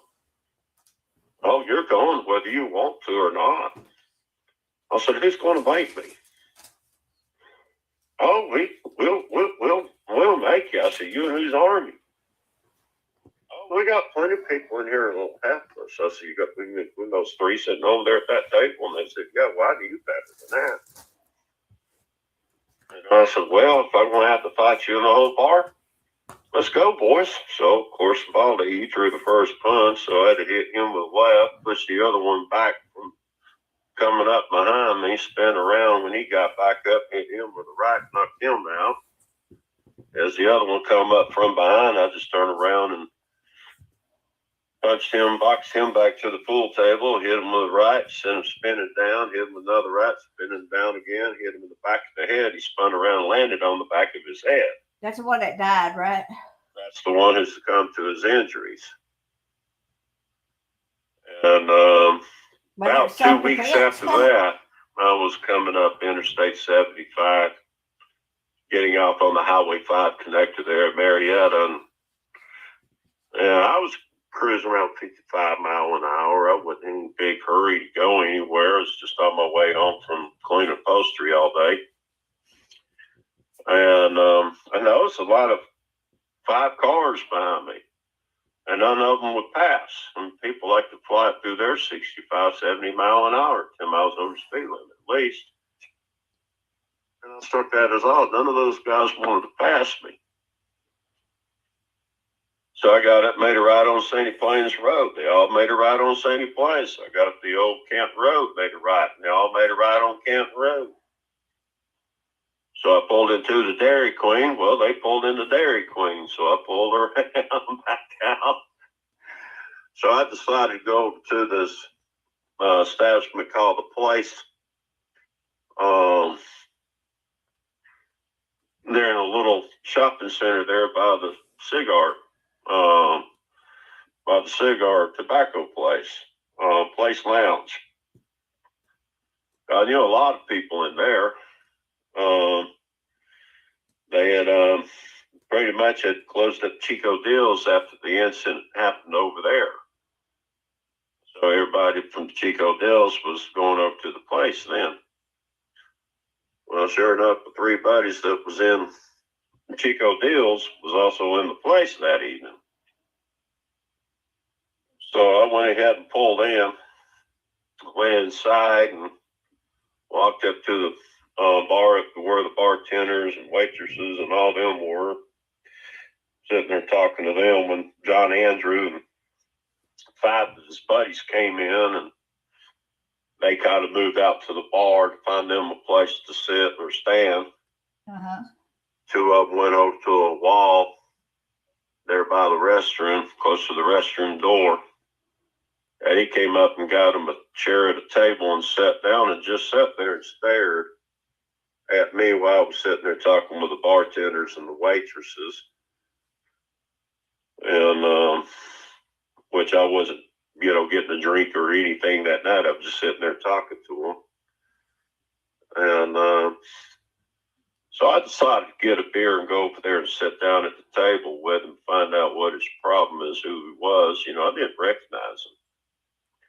And, he was 16 years old the night that they killed those two black teenage boys. So that was the only time that I saw him was that night. I'd never seen him since. But I knew he kind of looked familiar in a way. I just couldn't place who he was.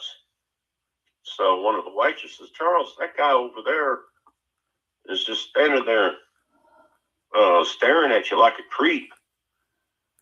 I looked over, sure enough, he wouldn't take his eyes off him. He just sat there and stared. Was that John Andrew? Yeah, that was John Andrew. So I went ahead and grabbed the beer and went walking over there, pulled out a chair and sat right down in front of him. And I said, do you stare at everybody like that where you go? No. I said, did your mama ever teach you it's improper to stare at people and rude? Yeah, improper and rude to stare at people like that. They be talking about my mom. I said, well, what are you going to do? Whoop my ass? And maybe worse than that. It's like, really? I said, well, who are you? Well, I'm not telling you. I said, well, we can do this the easy way, or we can do it the hard way. You could either tell me, or I can get it out of you the hard way. Now, which way is it going to be? Well, just friends with my sister. Okay, that really tells me a lot. I said, I'm friends with a lot of guys' sisters.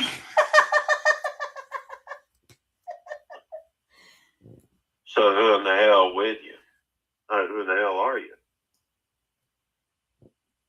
Well, I'm Beth Ramsey's younger brother. So right when I stood up, I'm supposed to chase him out of the bar. Also, all of his buddies can come chasing out after me out through the parking lot where they all can snatch me up. They was waiting on you to do that, huh? So right when he runs out the door, I stopped. I turn around. Jimmy Lee and Tony, they already had two of them backed up. The two was coming out after me. They stopped.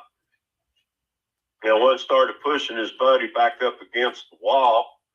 As I was going over toward them, he's sitting there and holding him. He goes, man, he will kill you.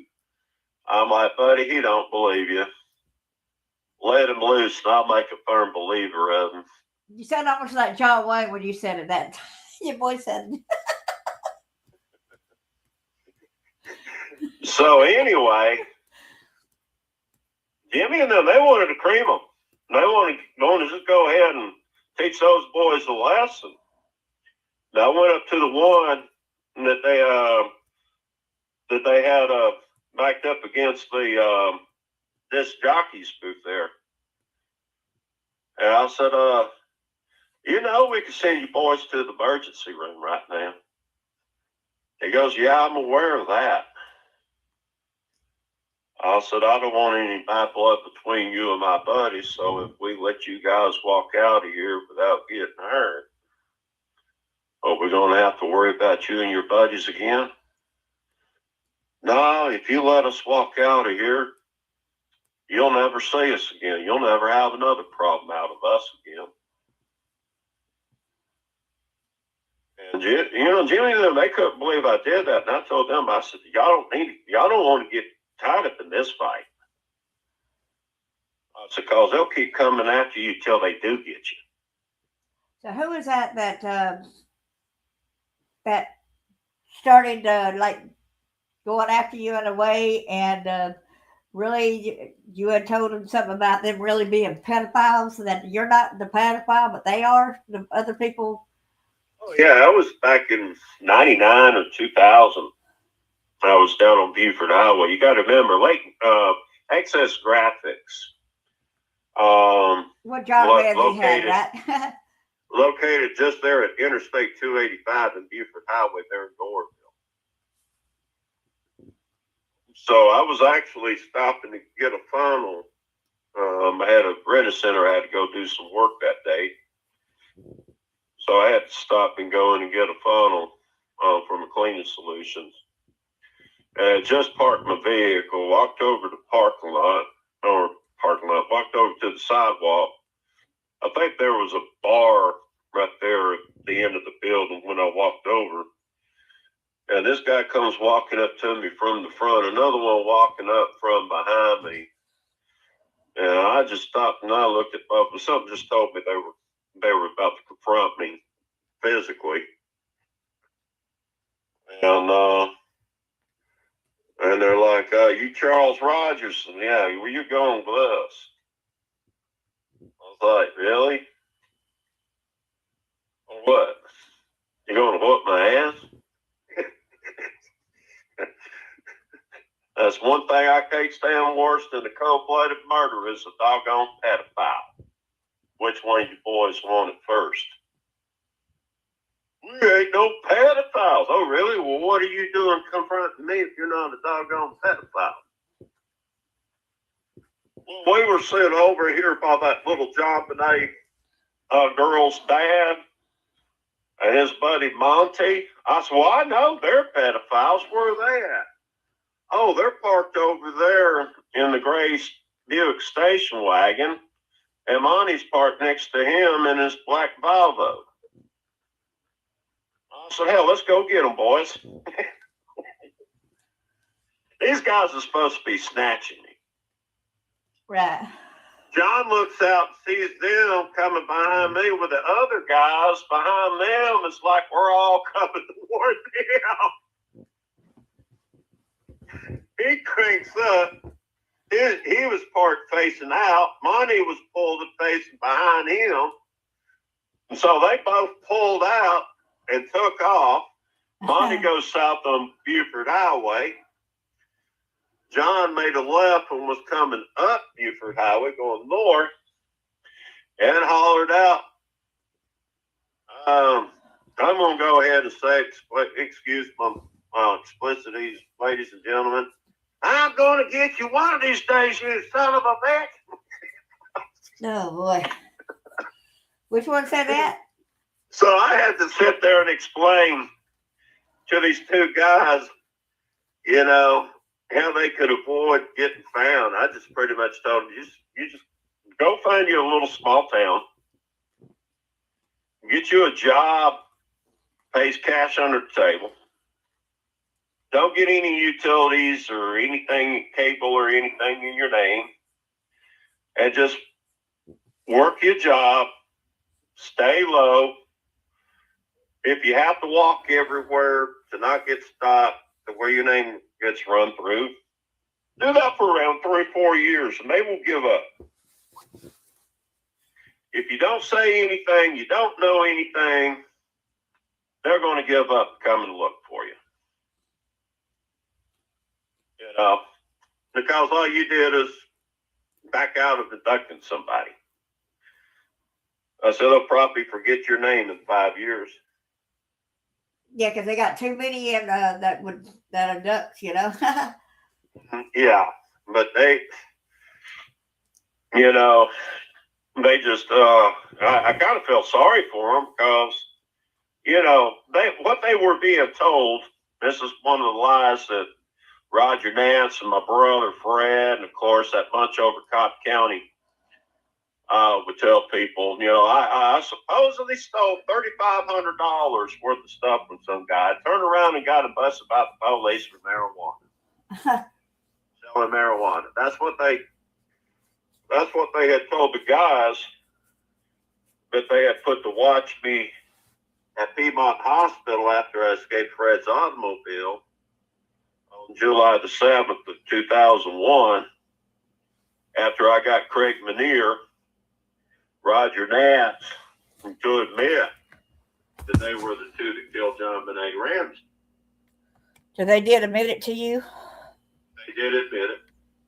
You know, Craig, he's a distant relative of Jill Robinson. He's from Flint, Michigan. He's a former CEO of Home Depot Corporation. By the way, we call him Big Bird. Yeah, that's why he's called Big Bird. Okay, I'm fixing to show you his picture so you'll see why we call him Big Bird. Look at his head. Look at it. His head is just not shaped like that. Look at there. He's 275 pounds, about 6'3", of pure 100% muscle mouth. Okay, excuse me, because I thought I had several pictures of Craig Manier, but I guess I didn't. Well, I could see what Marilyn Parkman, why Marilyn Parkman, Levi Frady's mother, described him the way he is just by looking at him. You know, I guess his wife, she must be nearsighted or got bad eyesight. Don't know what her issues with, or was just pure desperate. Can't find another man. I don't know if he even has a wife.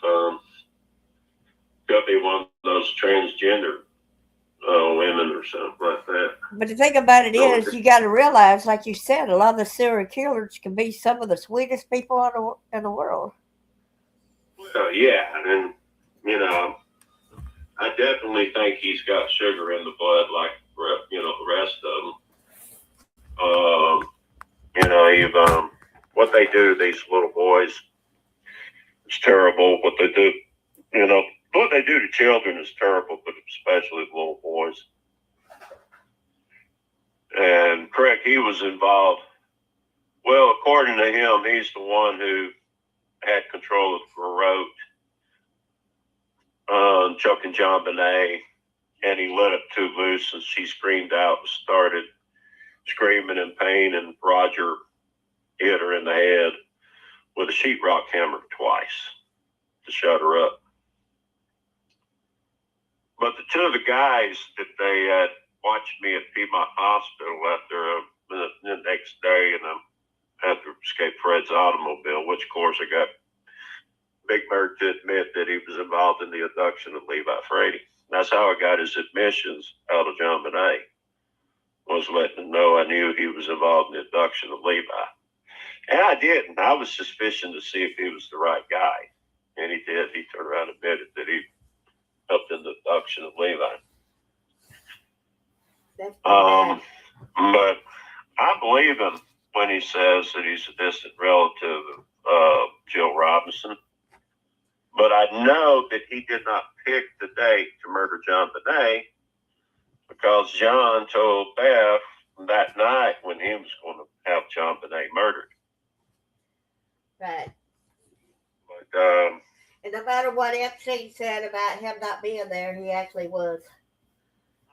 Well, the morning of March 11th, 1997, there was 14 attacks that was going to be carried out along the Buford Highway corridor there in Doraville, Chamblee, Georgia. Uh-huh. Among those attacks was 3 truck bombs. One was intended for the IRS building. Uh-huh. The second one was intended for the Martyrs train station, thereby Excess Graphics, and the General Motors assembly plant across the railroad tracks from Excess Graphics. Can y'all tell them why he wanted to do that over there? Basically, to get their children, right? One more time. Reason why they wanted to do that, especially at GM, was to try to get their kids, do something to the people that work there, but Well, if they had hit all the targets, you had backpack explosive charges they were going to plant at the field to exit the Peachtree DeKalb Airport. The fuel farm, Mansfield Oil, where, Air Kiss drove the tankers for. Fuel for. That's where they stored the jet fuel for Delta Airlines before they added on to Hartsfield Jackson Airport and moved the fuel tanks down there. Right. They were going to hit the, Marigas main distribution center there, where the precinct of the Chamblee Police Department is built today with Part 5. That's where the Marigas used to be. I want to remind everybody that you see the QR code. You do scan the QR code, and that's the link to my book. But John, he had him some special gear in his office that morning over there at Excess Graphics. I think it was some type of shrapnel vest and stuff like that he had on, and in case the debris came over there and hit his building, he was going to be protected. But John was sitting over there in his office that morning expecting to hear all these explosions go off around him. And he didn't get to hear one of them. Yeah. I was held captive over there at the Renner Center just south of 285, which was one of 3 Renner Centers along that corridor at that time. And we were held in there for almost, 2 hours and 45 minutes. Truck bomb number 3 that was intended for the IRS building was parked in the shopping center from the Renner Center, and of course the whole corridors from 1 mile north of 285 to 2 miles south was blocked up by law enforcement all the way over from Interstate 285 and 285. They call Spaghetti Junction over to Peachtree Industrial Boulevard. All that was blocked off except for the northbound lane of Peachtree Industrial Boulevard. Yeah. That's why you can go to that area there, and people still talk about all these places the terrorists tried to blow up in 97, because there was a lot of targets a lot of attacks we stopped that year. Right. I have to say Rick helped me stop, because he was very, very instrumental in keeping the media's attention away from Murphy, North Carolina, where I could get in touch with the right people I knew and shut this whole mess down. So that's that pretty much should cover everything everyone would like to know about the truth about Nancy Schaefer, Rick White, Richard Jewell, and Beth Ramsey and Matt Darrington. Thank you for exposing These people, especially Beth Ramsey and Matt Darrington, could not face the reality of being governed by a bunch of child murdering pedophiles. Right.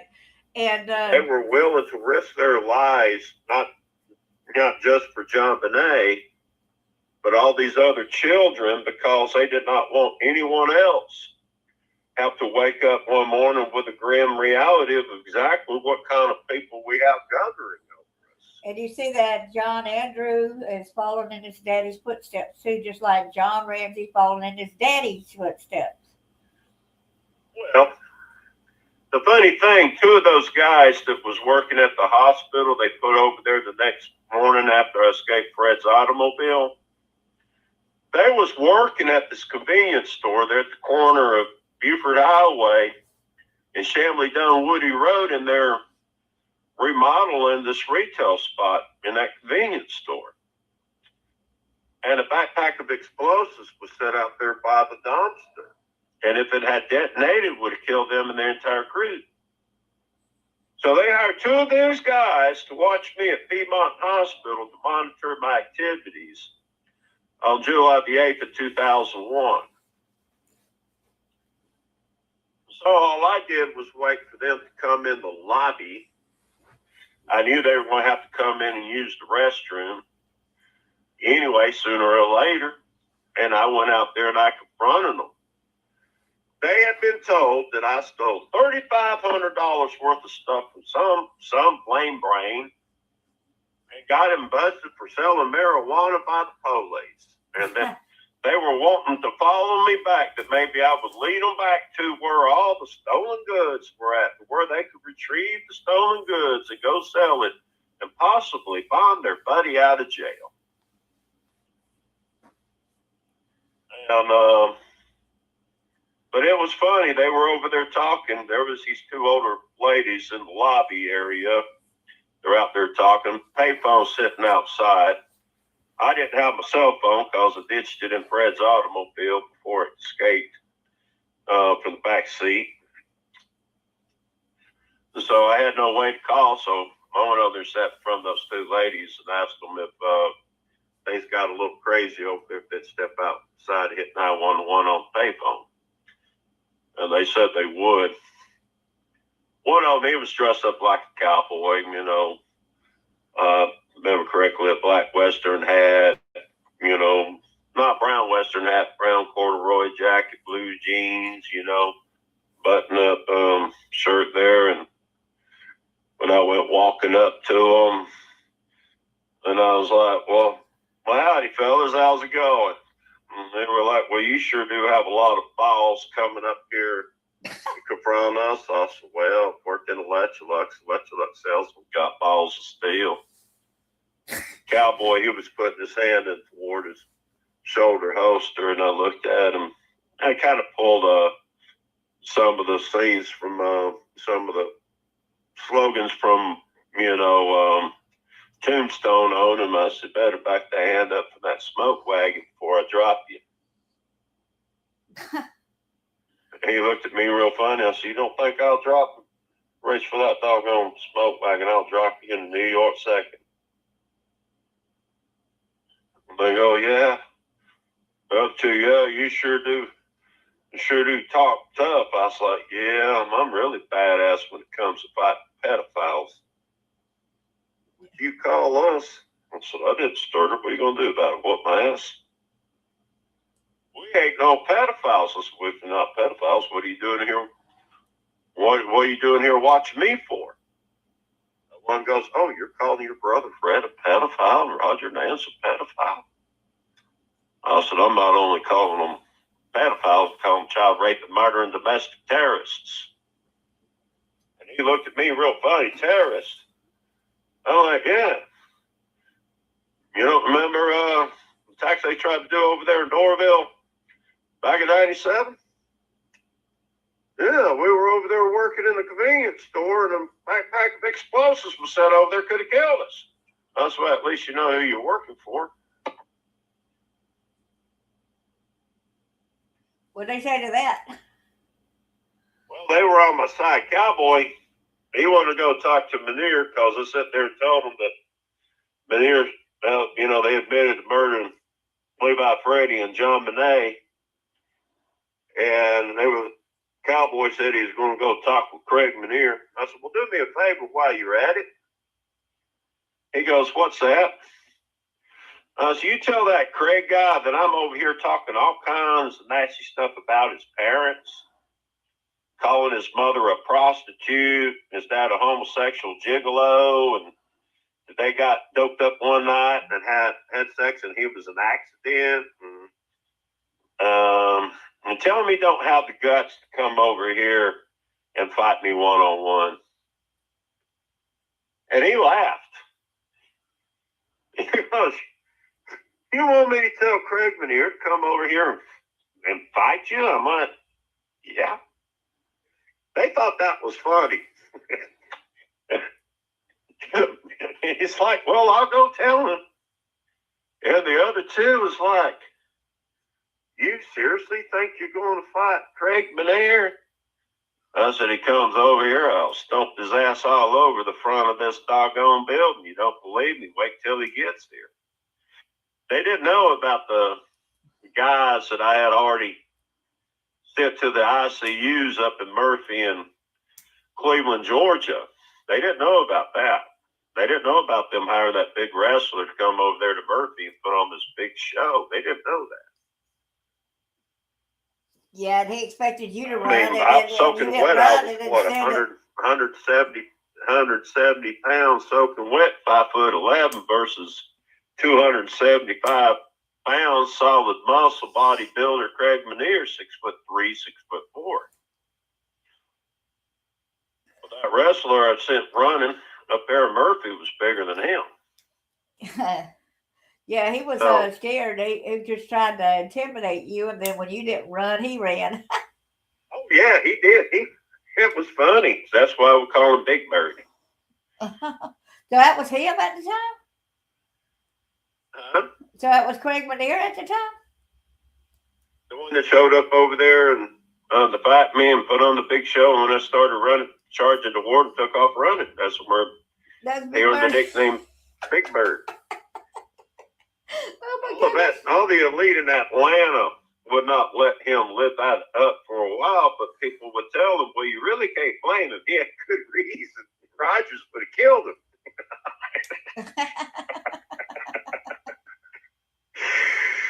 Oh, boy. So, we've been over there over 2 hours, and I think you did you say just about everything that you think you needed to say? And if you did, could you give us a general idea on what you would like to talk about next? There's one lady that she asked you, and somebody asked you this the last time you did a live about, did you know anything about the Girl Scouts, the 3 that were murdered in Oklahoma?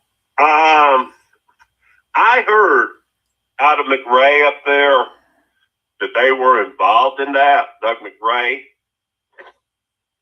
But I kind of have my doubts looking into the dialogue of the Girl Scout murders there in Oklahoma. I'm not going to say they weren't. I heard that the Cook brothers were initiated into all that, but the guy that was primarily the fall guy, he was Cherokee. And to my understanding, he did roam up there around Murphy, North Carolina, some back in the day. So there is the potential connection there. I've not ruled it out, but I'm not willing to sit here and make it gospel and say that they are. Yeah, you don't have the I proven mean, facts. I believe the same people involved here are the same ones that murdered Ruby German and Abigail Williams out there in Delphi, Indiana. I really believe it's the same bunch.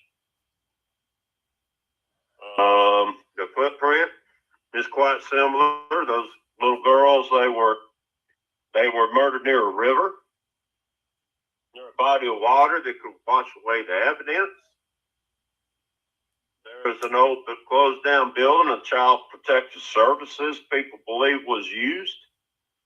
Just like Rick White or Richard Jewell explained to me out there at Piedmont College that day that they was using an old DFAX building, local law enforcement, sex trafficked children. There is what got him and Nancy Schaefer killed.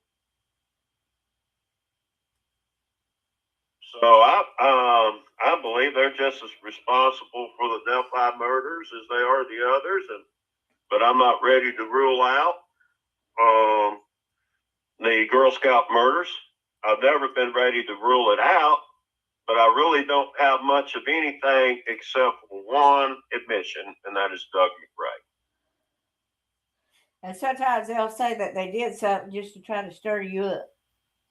Yeah, see if you'll go out and jump conclusions, And then make it look like you're crazy because you said it. I want to see if I go running out there, running through the law, running my mouth, and accusing them about something that they didn't do. You always have to sort through this stuff like a fine tooth comb here. You just don't know what is true and what is false until you're able to sort through it and you find out that it's true. Now, I know for a fact that John Ramsey and Frank Sheldon and all of them are involved in the Oakland County child murders because I met Frank Sheldon in 72 and 73 in Marietta. He told me he's going to go up and develop around Detroit, Michigan. He was from Wisconsin. And, he was part of the grooming process with the Bentleys to get me over there doing some things with Alice Summer when she was 5 to 6 years old. So I know they murdered the children up there in Oakland County. I know they were involved in the Atlanta child murders because I went down there and saw it myself. So I know that. Yeah, that gremlin-looking car, looked a lot like the vehicle you described was Doug McRae's. Mm-hmm. Yeah, I remember Doug having that car when he first opened up Colonial Plaza up there, and Radio Shack was one of the first businesses to open up. And then I know a lot of people say, well, you got this information and why ain't you told people? I'll let you answer that, right?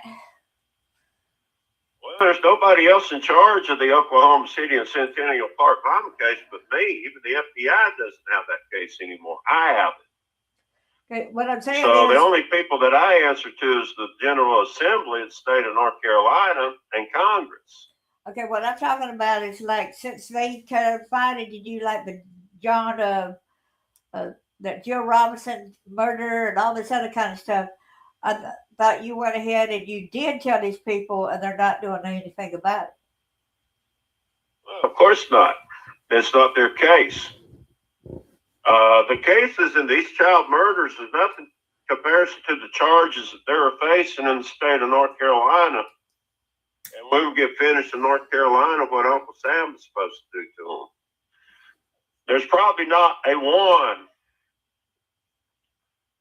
There might be one, maybe 2 or 3 that might escape the death penalty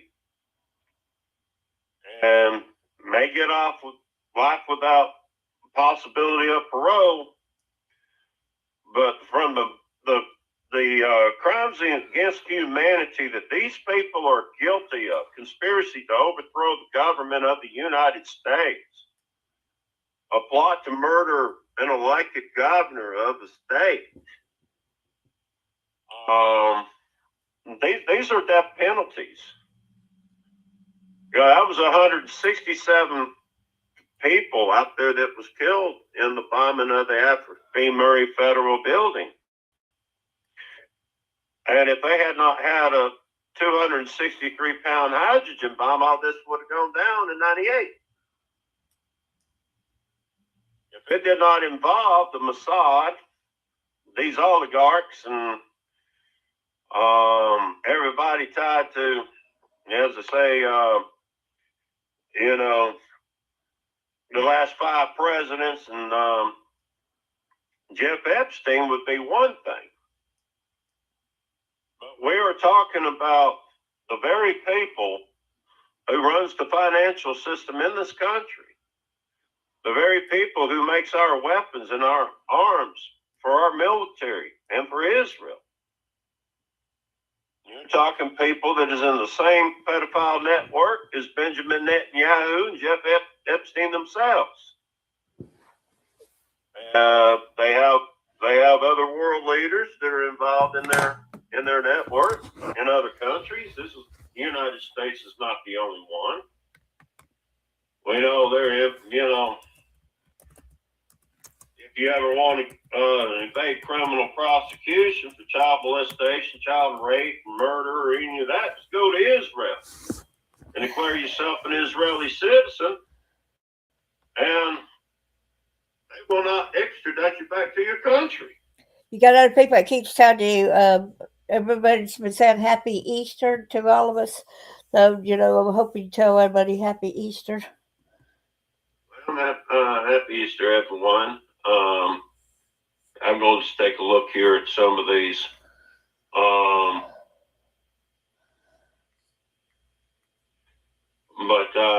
Yeah, we're finding connections of these guys to the Boy Scouts, and I'm aiming to secure some more for the Boy Scouts because a buddy of mine has just been awarded with a large sum of money from the lawsuit for being in the Boy Scouts and for being victimized when he was a child.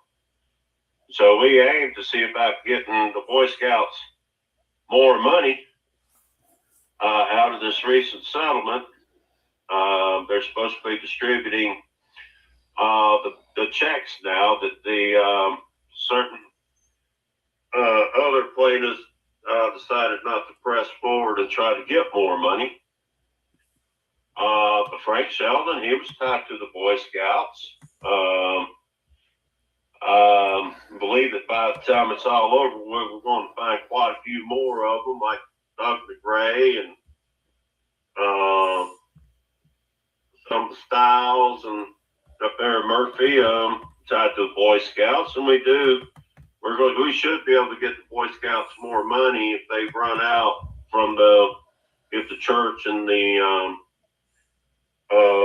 other parties that are been ordered to pay run out of money. Hopefully, we're going to get them more money by the time we get finished with Home Depot, Murphy Build Supply, BlackRock. All these big wigs that are involved in all this. Here's Francis Sheldon right here when he was younger, and he did not die in Amsterdam, is what his thing said, because he showed back up and, was it North Carolina he showed back up after he was supposedly dead in Amsterdam? After they lost that death wager, Frank, him and Andrea Strassmeyer and Dave Holloway decided they were going to kill me, showed up out there going to kill me. So now they're all three dead. That's why we call him the dead zombie, because he had faked his death in New Amsterdam, July the 9th, 1996, and obtained a fake death certificate. Of course, Holloway and Strassmeyer were out there with him, flagged to avoid criminal prosecution for the bombing of the Atherby Murray Federal Building. And here's I'm fixing to show him another picture. That's why Holloway and Strassmeyer, they're buried in Elohim City, and Frank is buried in North Carolina. Okay, here's a picture, older picture of the Francis D. Sheldon.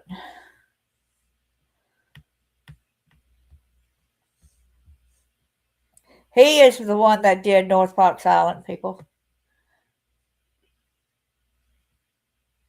One of the nicest guys. My dad thought he was a good old boy, taught him how to develop land in 72 and 73. And we see what he used his skills for. Yeah. And he had a Harvard degree or something like that as well, didn't he? Yes, and he was also an heir to the, I think it was the Edsel Motor Company, the family that had it. So, wow. he ran into some money. He was a fly boy with Air National Guard. John Ramsey's dad was a decorated war pilot from World War II. Wow, Jay Ramsey. Jay Ramsey. Yeah, Jay Ramsey actually did the landing strip or something like that for North Fox Island or something. Well, he helped him get the funding. He approved the permits. He inspected it, and after it was completed, he retired shortly thereafter. And probably was frequented over there at the North Fox Island. Well, you can only imagine. I mean, how many were? You're talking Christopher Bush, the son of H.L. Bush, the CEO of General Motors. And, Ted Turner. I mean, these people that are involved in this stuff, they're rich, and people in their churches are well off, and that Dyer Grossman,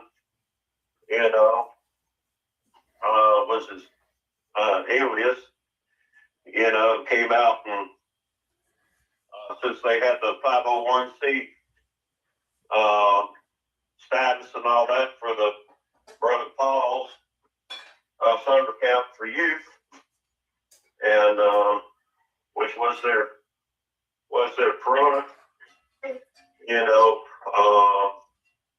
that is all that information is available online. Anyone can look it up. It's there, and you just go in and get a real good general idea exactly what all is entailed in these islands. Even David Copperfield, he's under scrutiny right now about some of the activities on his island. And of course, we know after 1998, what Jeff Epstein and them, we got a good idea of what they were doing down there on the island, St. James. But Jeff Epstein was just as much involved in the Norfolk Island pedophile ring just as much as Frank Sheldon was involved in his. And that's what Frank Sheldon had something to do with the Boy Scouts. Yeah. Didn't Frank Sheldon or some have connections with the Boy Scouts? I believe they did, and that was one reason why they had that summer camp, was also the uses by the Boy Scouts. And you don't have to be a scoutmaster to be affiliated with the Boy Scouts to be held liable for what the Boy Scouts were held for. All you have to be is in partnership with them, and that gets the Boy Scouts more money. And that's what we're going to shoot for this year. I never was in the Boy Scouts. But my buddy was, and he was victimized when he was a child, and we still wonder if that's the reason why his parents died in an automobile accident when he was 11 years old, because it was during rainy conditions. That makes sense. And that was up north, right? Yes, ma'am. I was up in New York. And so we're wondering if there might have been some fishy, but his parents had I think it was either a big old Lincoln or Cadillac that they had a collision with instead of a big old truck. But they could have had a collision with an automobile before they got to the truck they were supposed to hit with, for all we know. We know best friend Paula, January of '97, they located her down in Atlanta and got to chasing her in her little Geo, and a MARTA bus pulled out in front of her, and she lost her life, in a collision with it before she got to the truck she was supposed to collide with. So,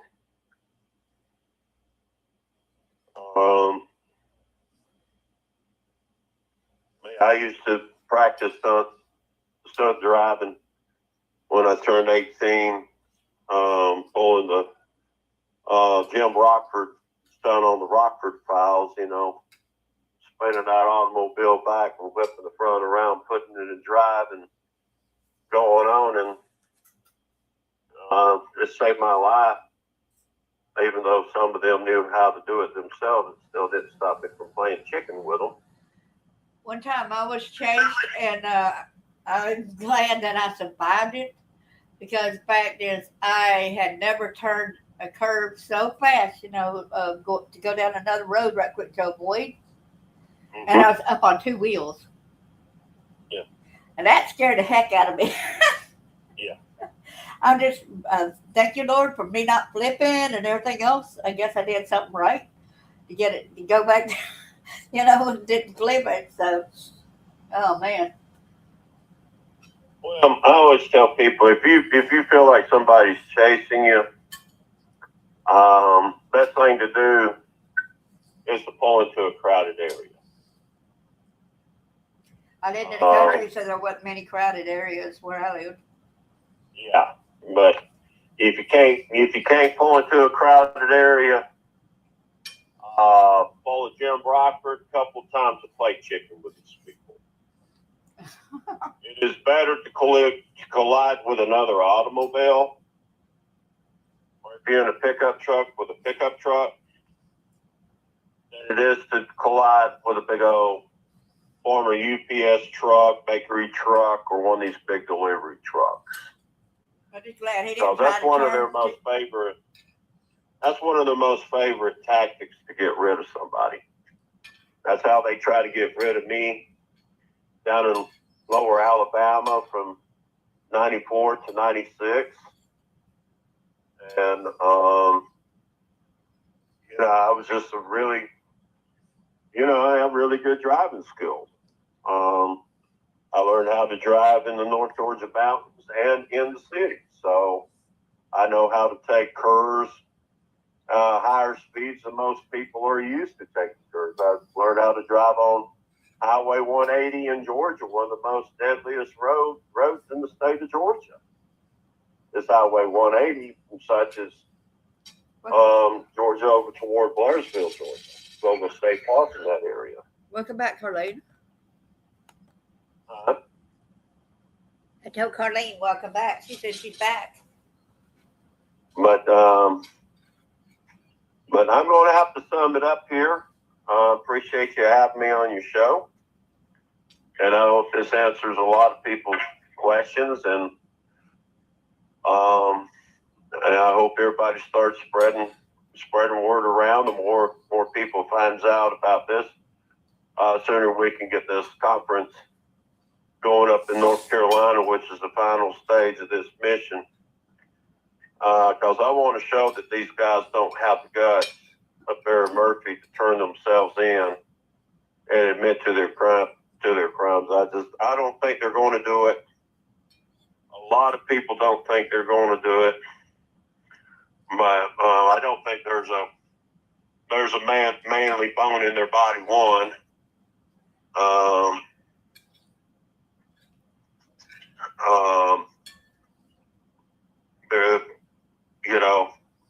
They're two cowards. But I still Too have. greedy, and they think they're above the law. And right now they have been, but now everything's coming out. American people are ready for accountability, and I'm ready to give it to them. I still laugh about when that little bitty girl ended up getting John Ransom right in the nuts and escaped. I still laugh about that.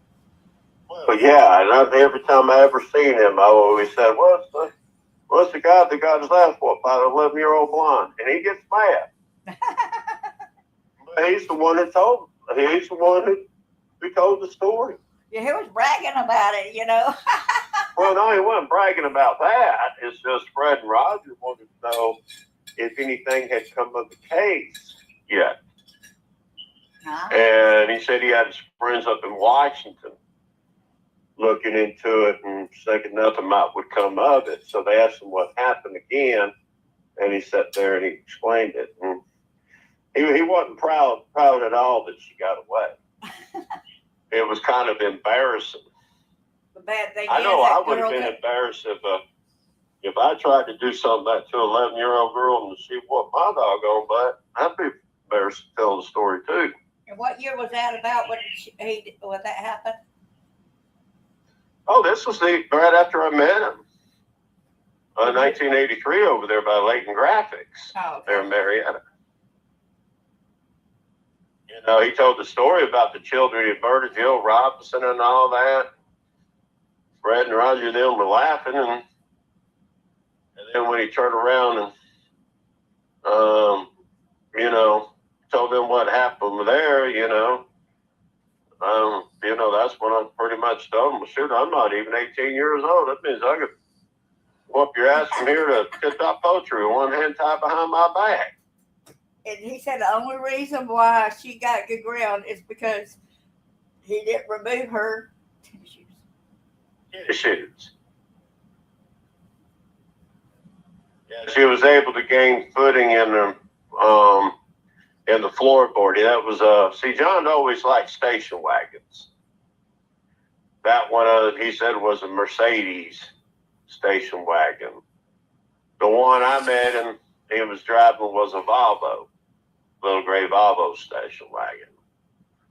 The one that him and Monty, he was driving when him and Monty tried to have me snatch there on Buford Highway, was a great Buick LeSabre station wagon. So John's always loved his station wagons. I'm assuming he's going to the SUVs, but before they became popular, his vehicles of choice was station wagons. And I want to reiterate and bring something to people's mind too before we go. That John actually did he tell that? Who did he tell that when he kills them that he's going to end up? But he's the devil himself, that he's going to rule over their souls the rest of their life. Well, that's what he told the Beth in order to get her back for betraying him, being over John Bonet, that he was going to have John Bonet murdered. Okay, so he would have control of Beth's soul for eternity. That was his words. So they can call him delusional schizophrenic if they want to. I don't know. He may be Satan himself. He believes he is, and don't have any way to prove him wrong.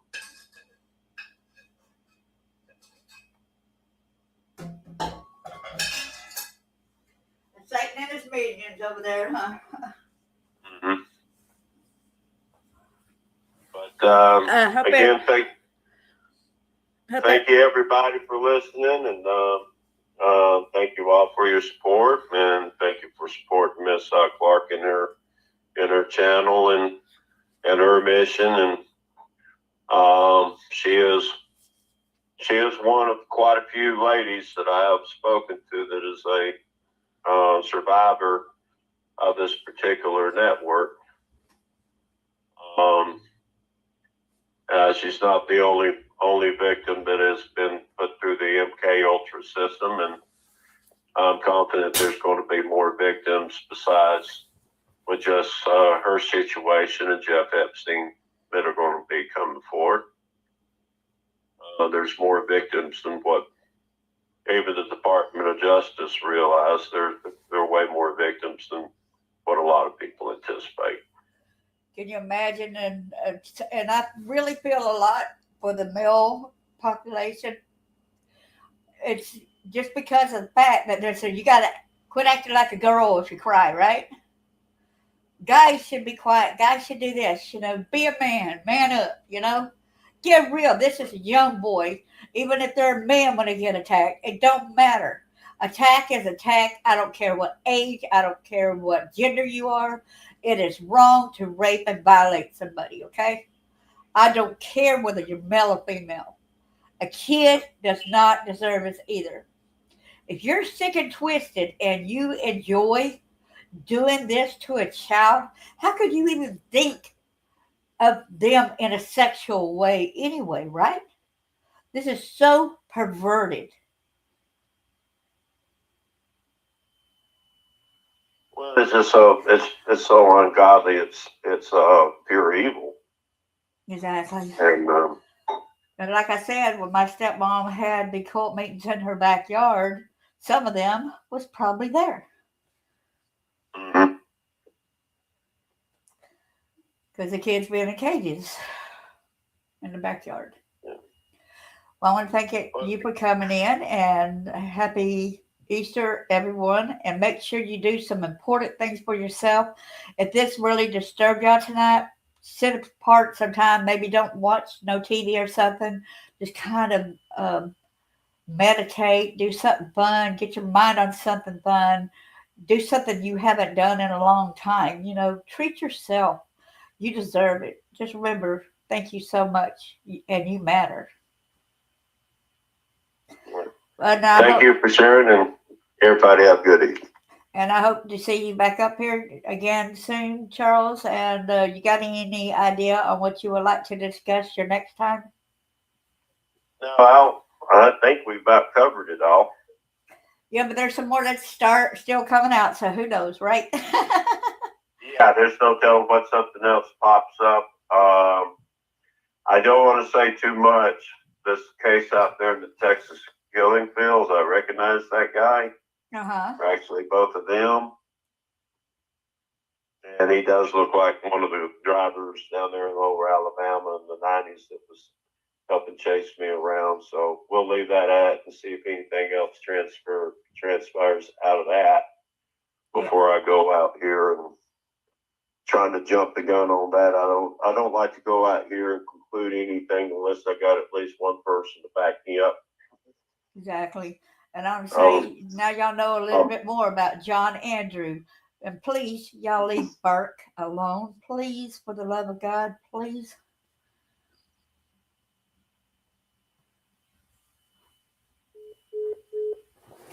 Well, thank y'all for coming, and God bless y'all.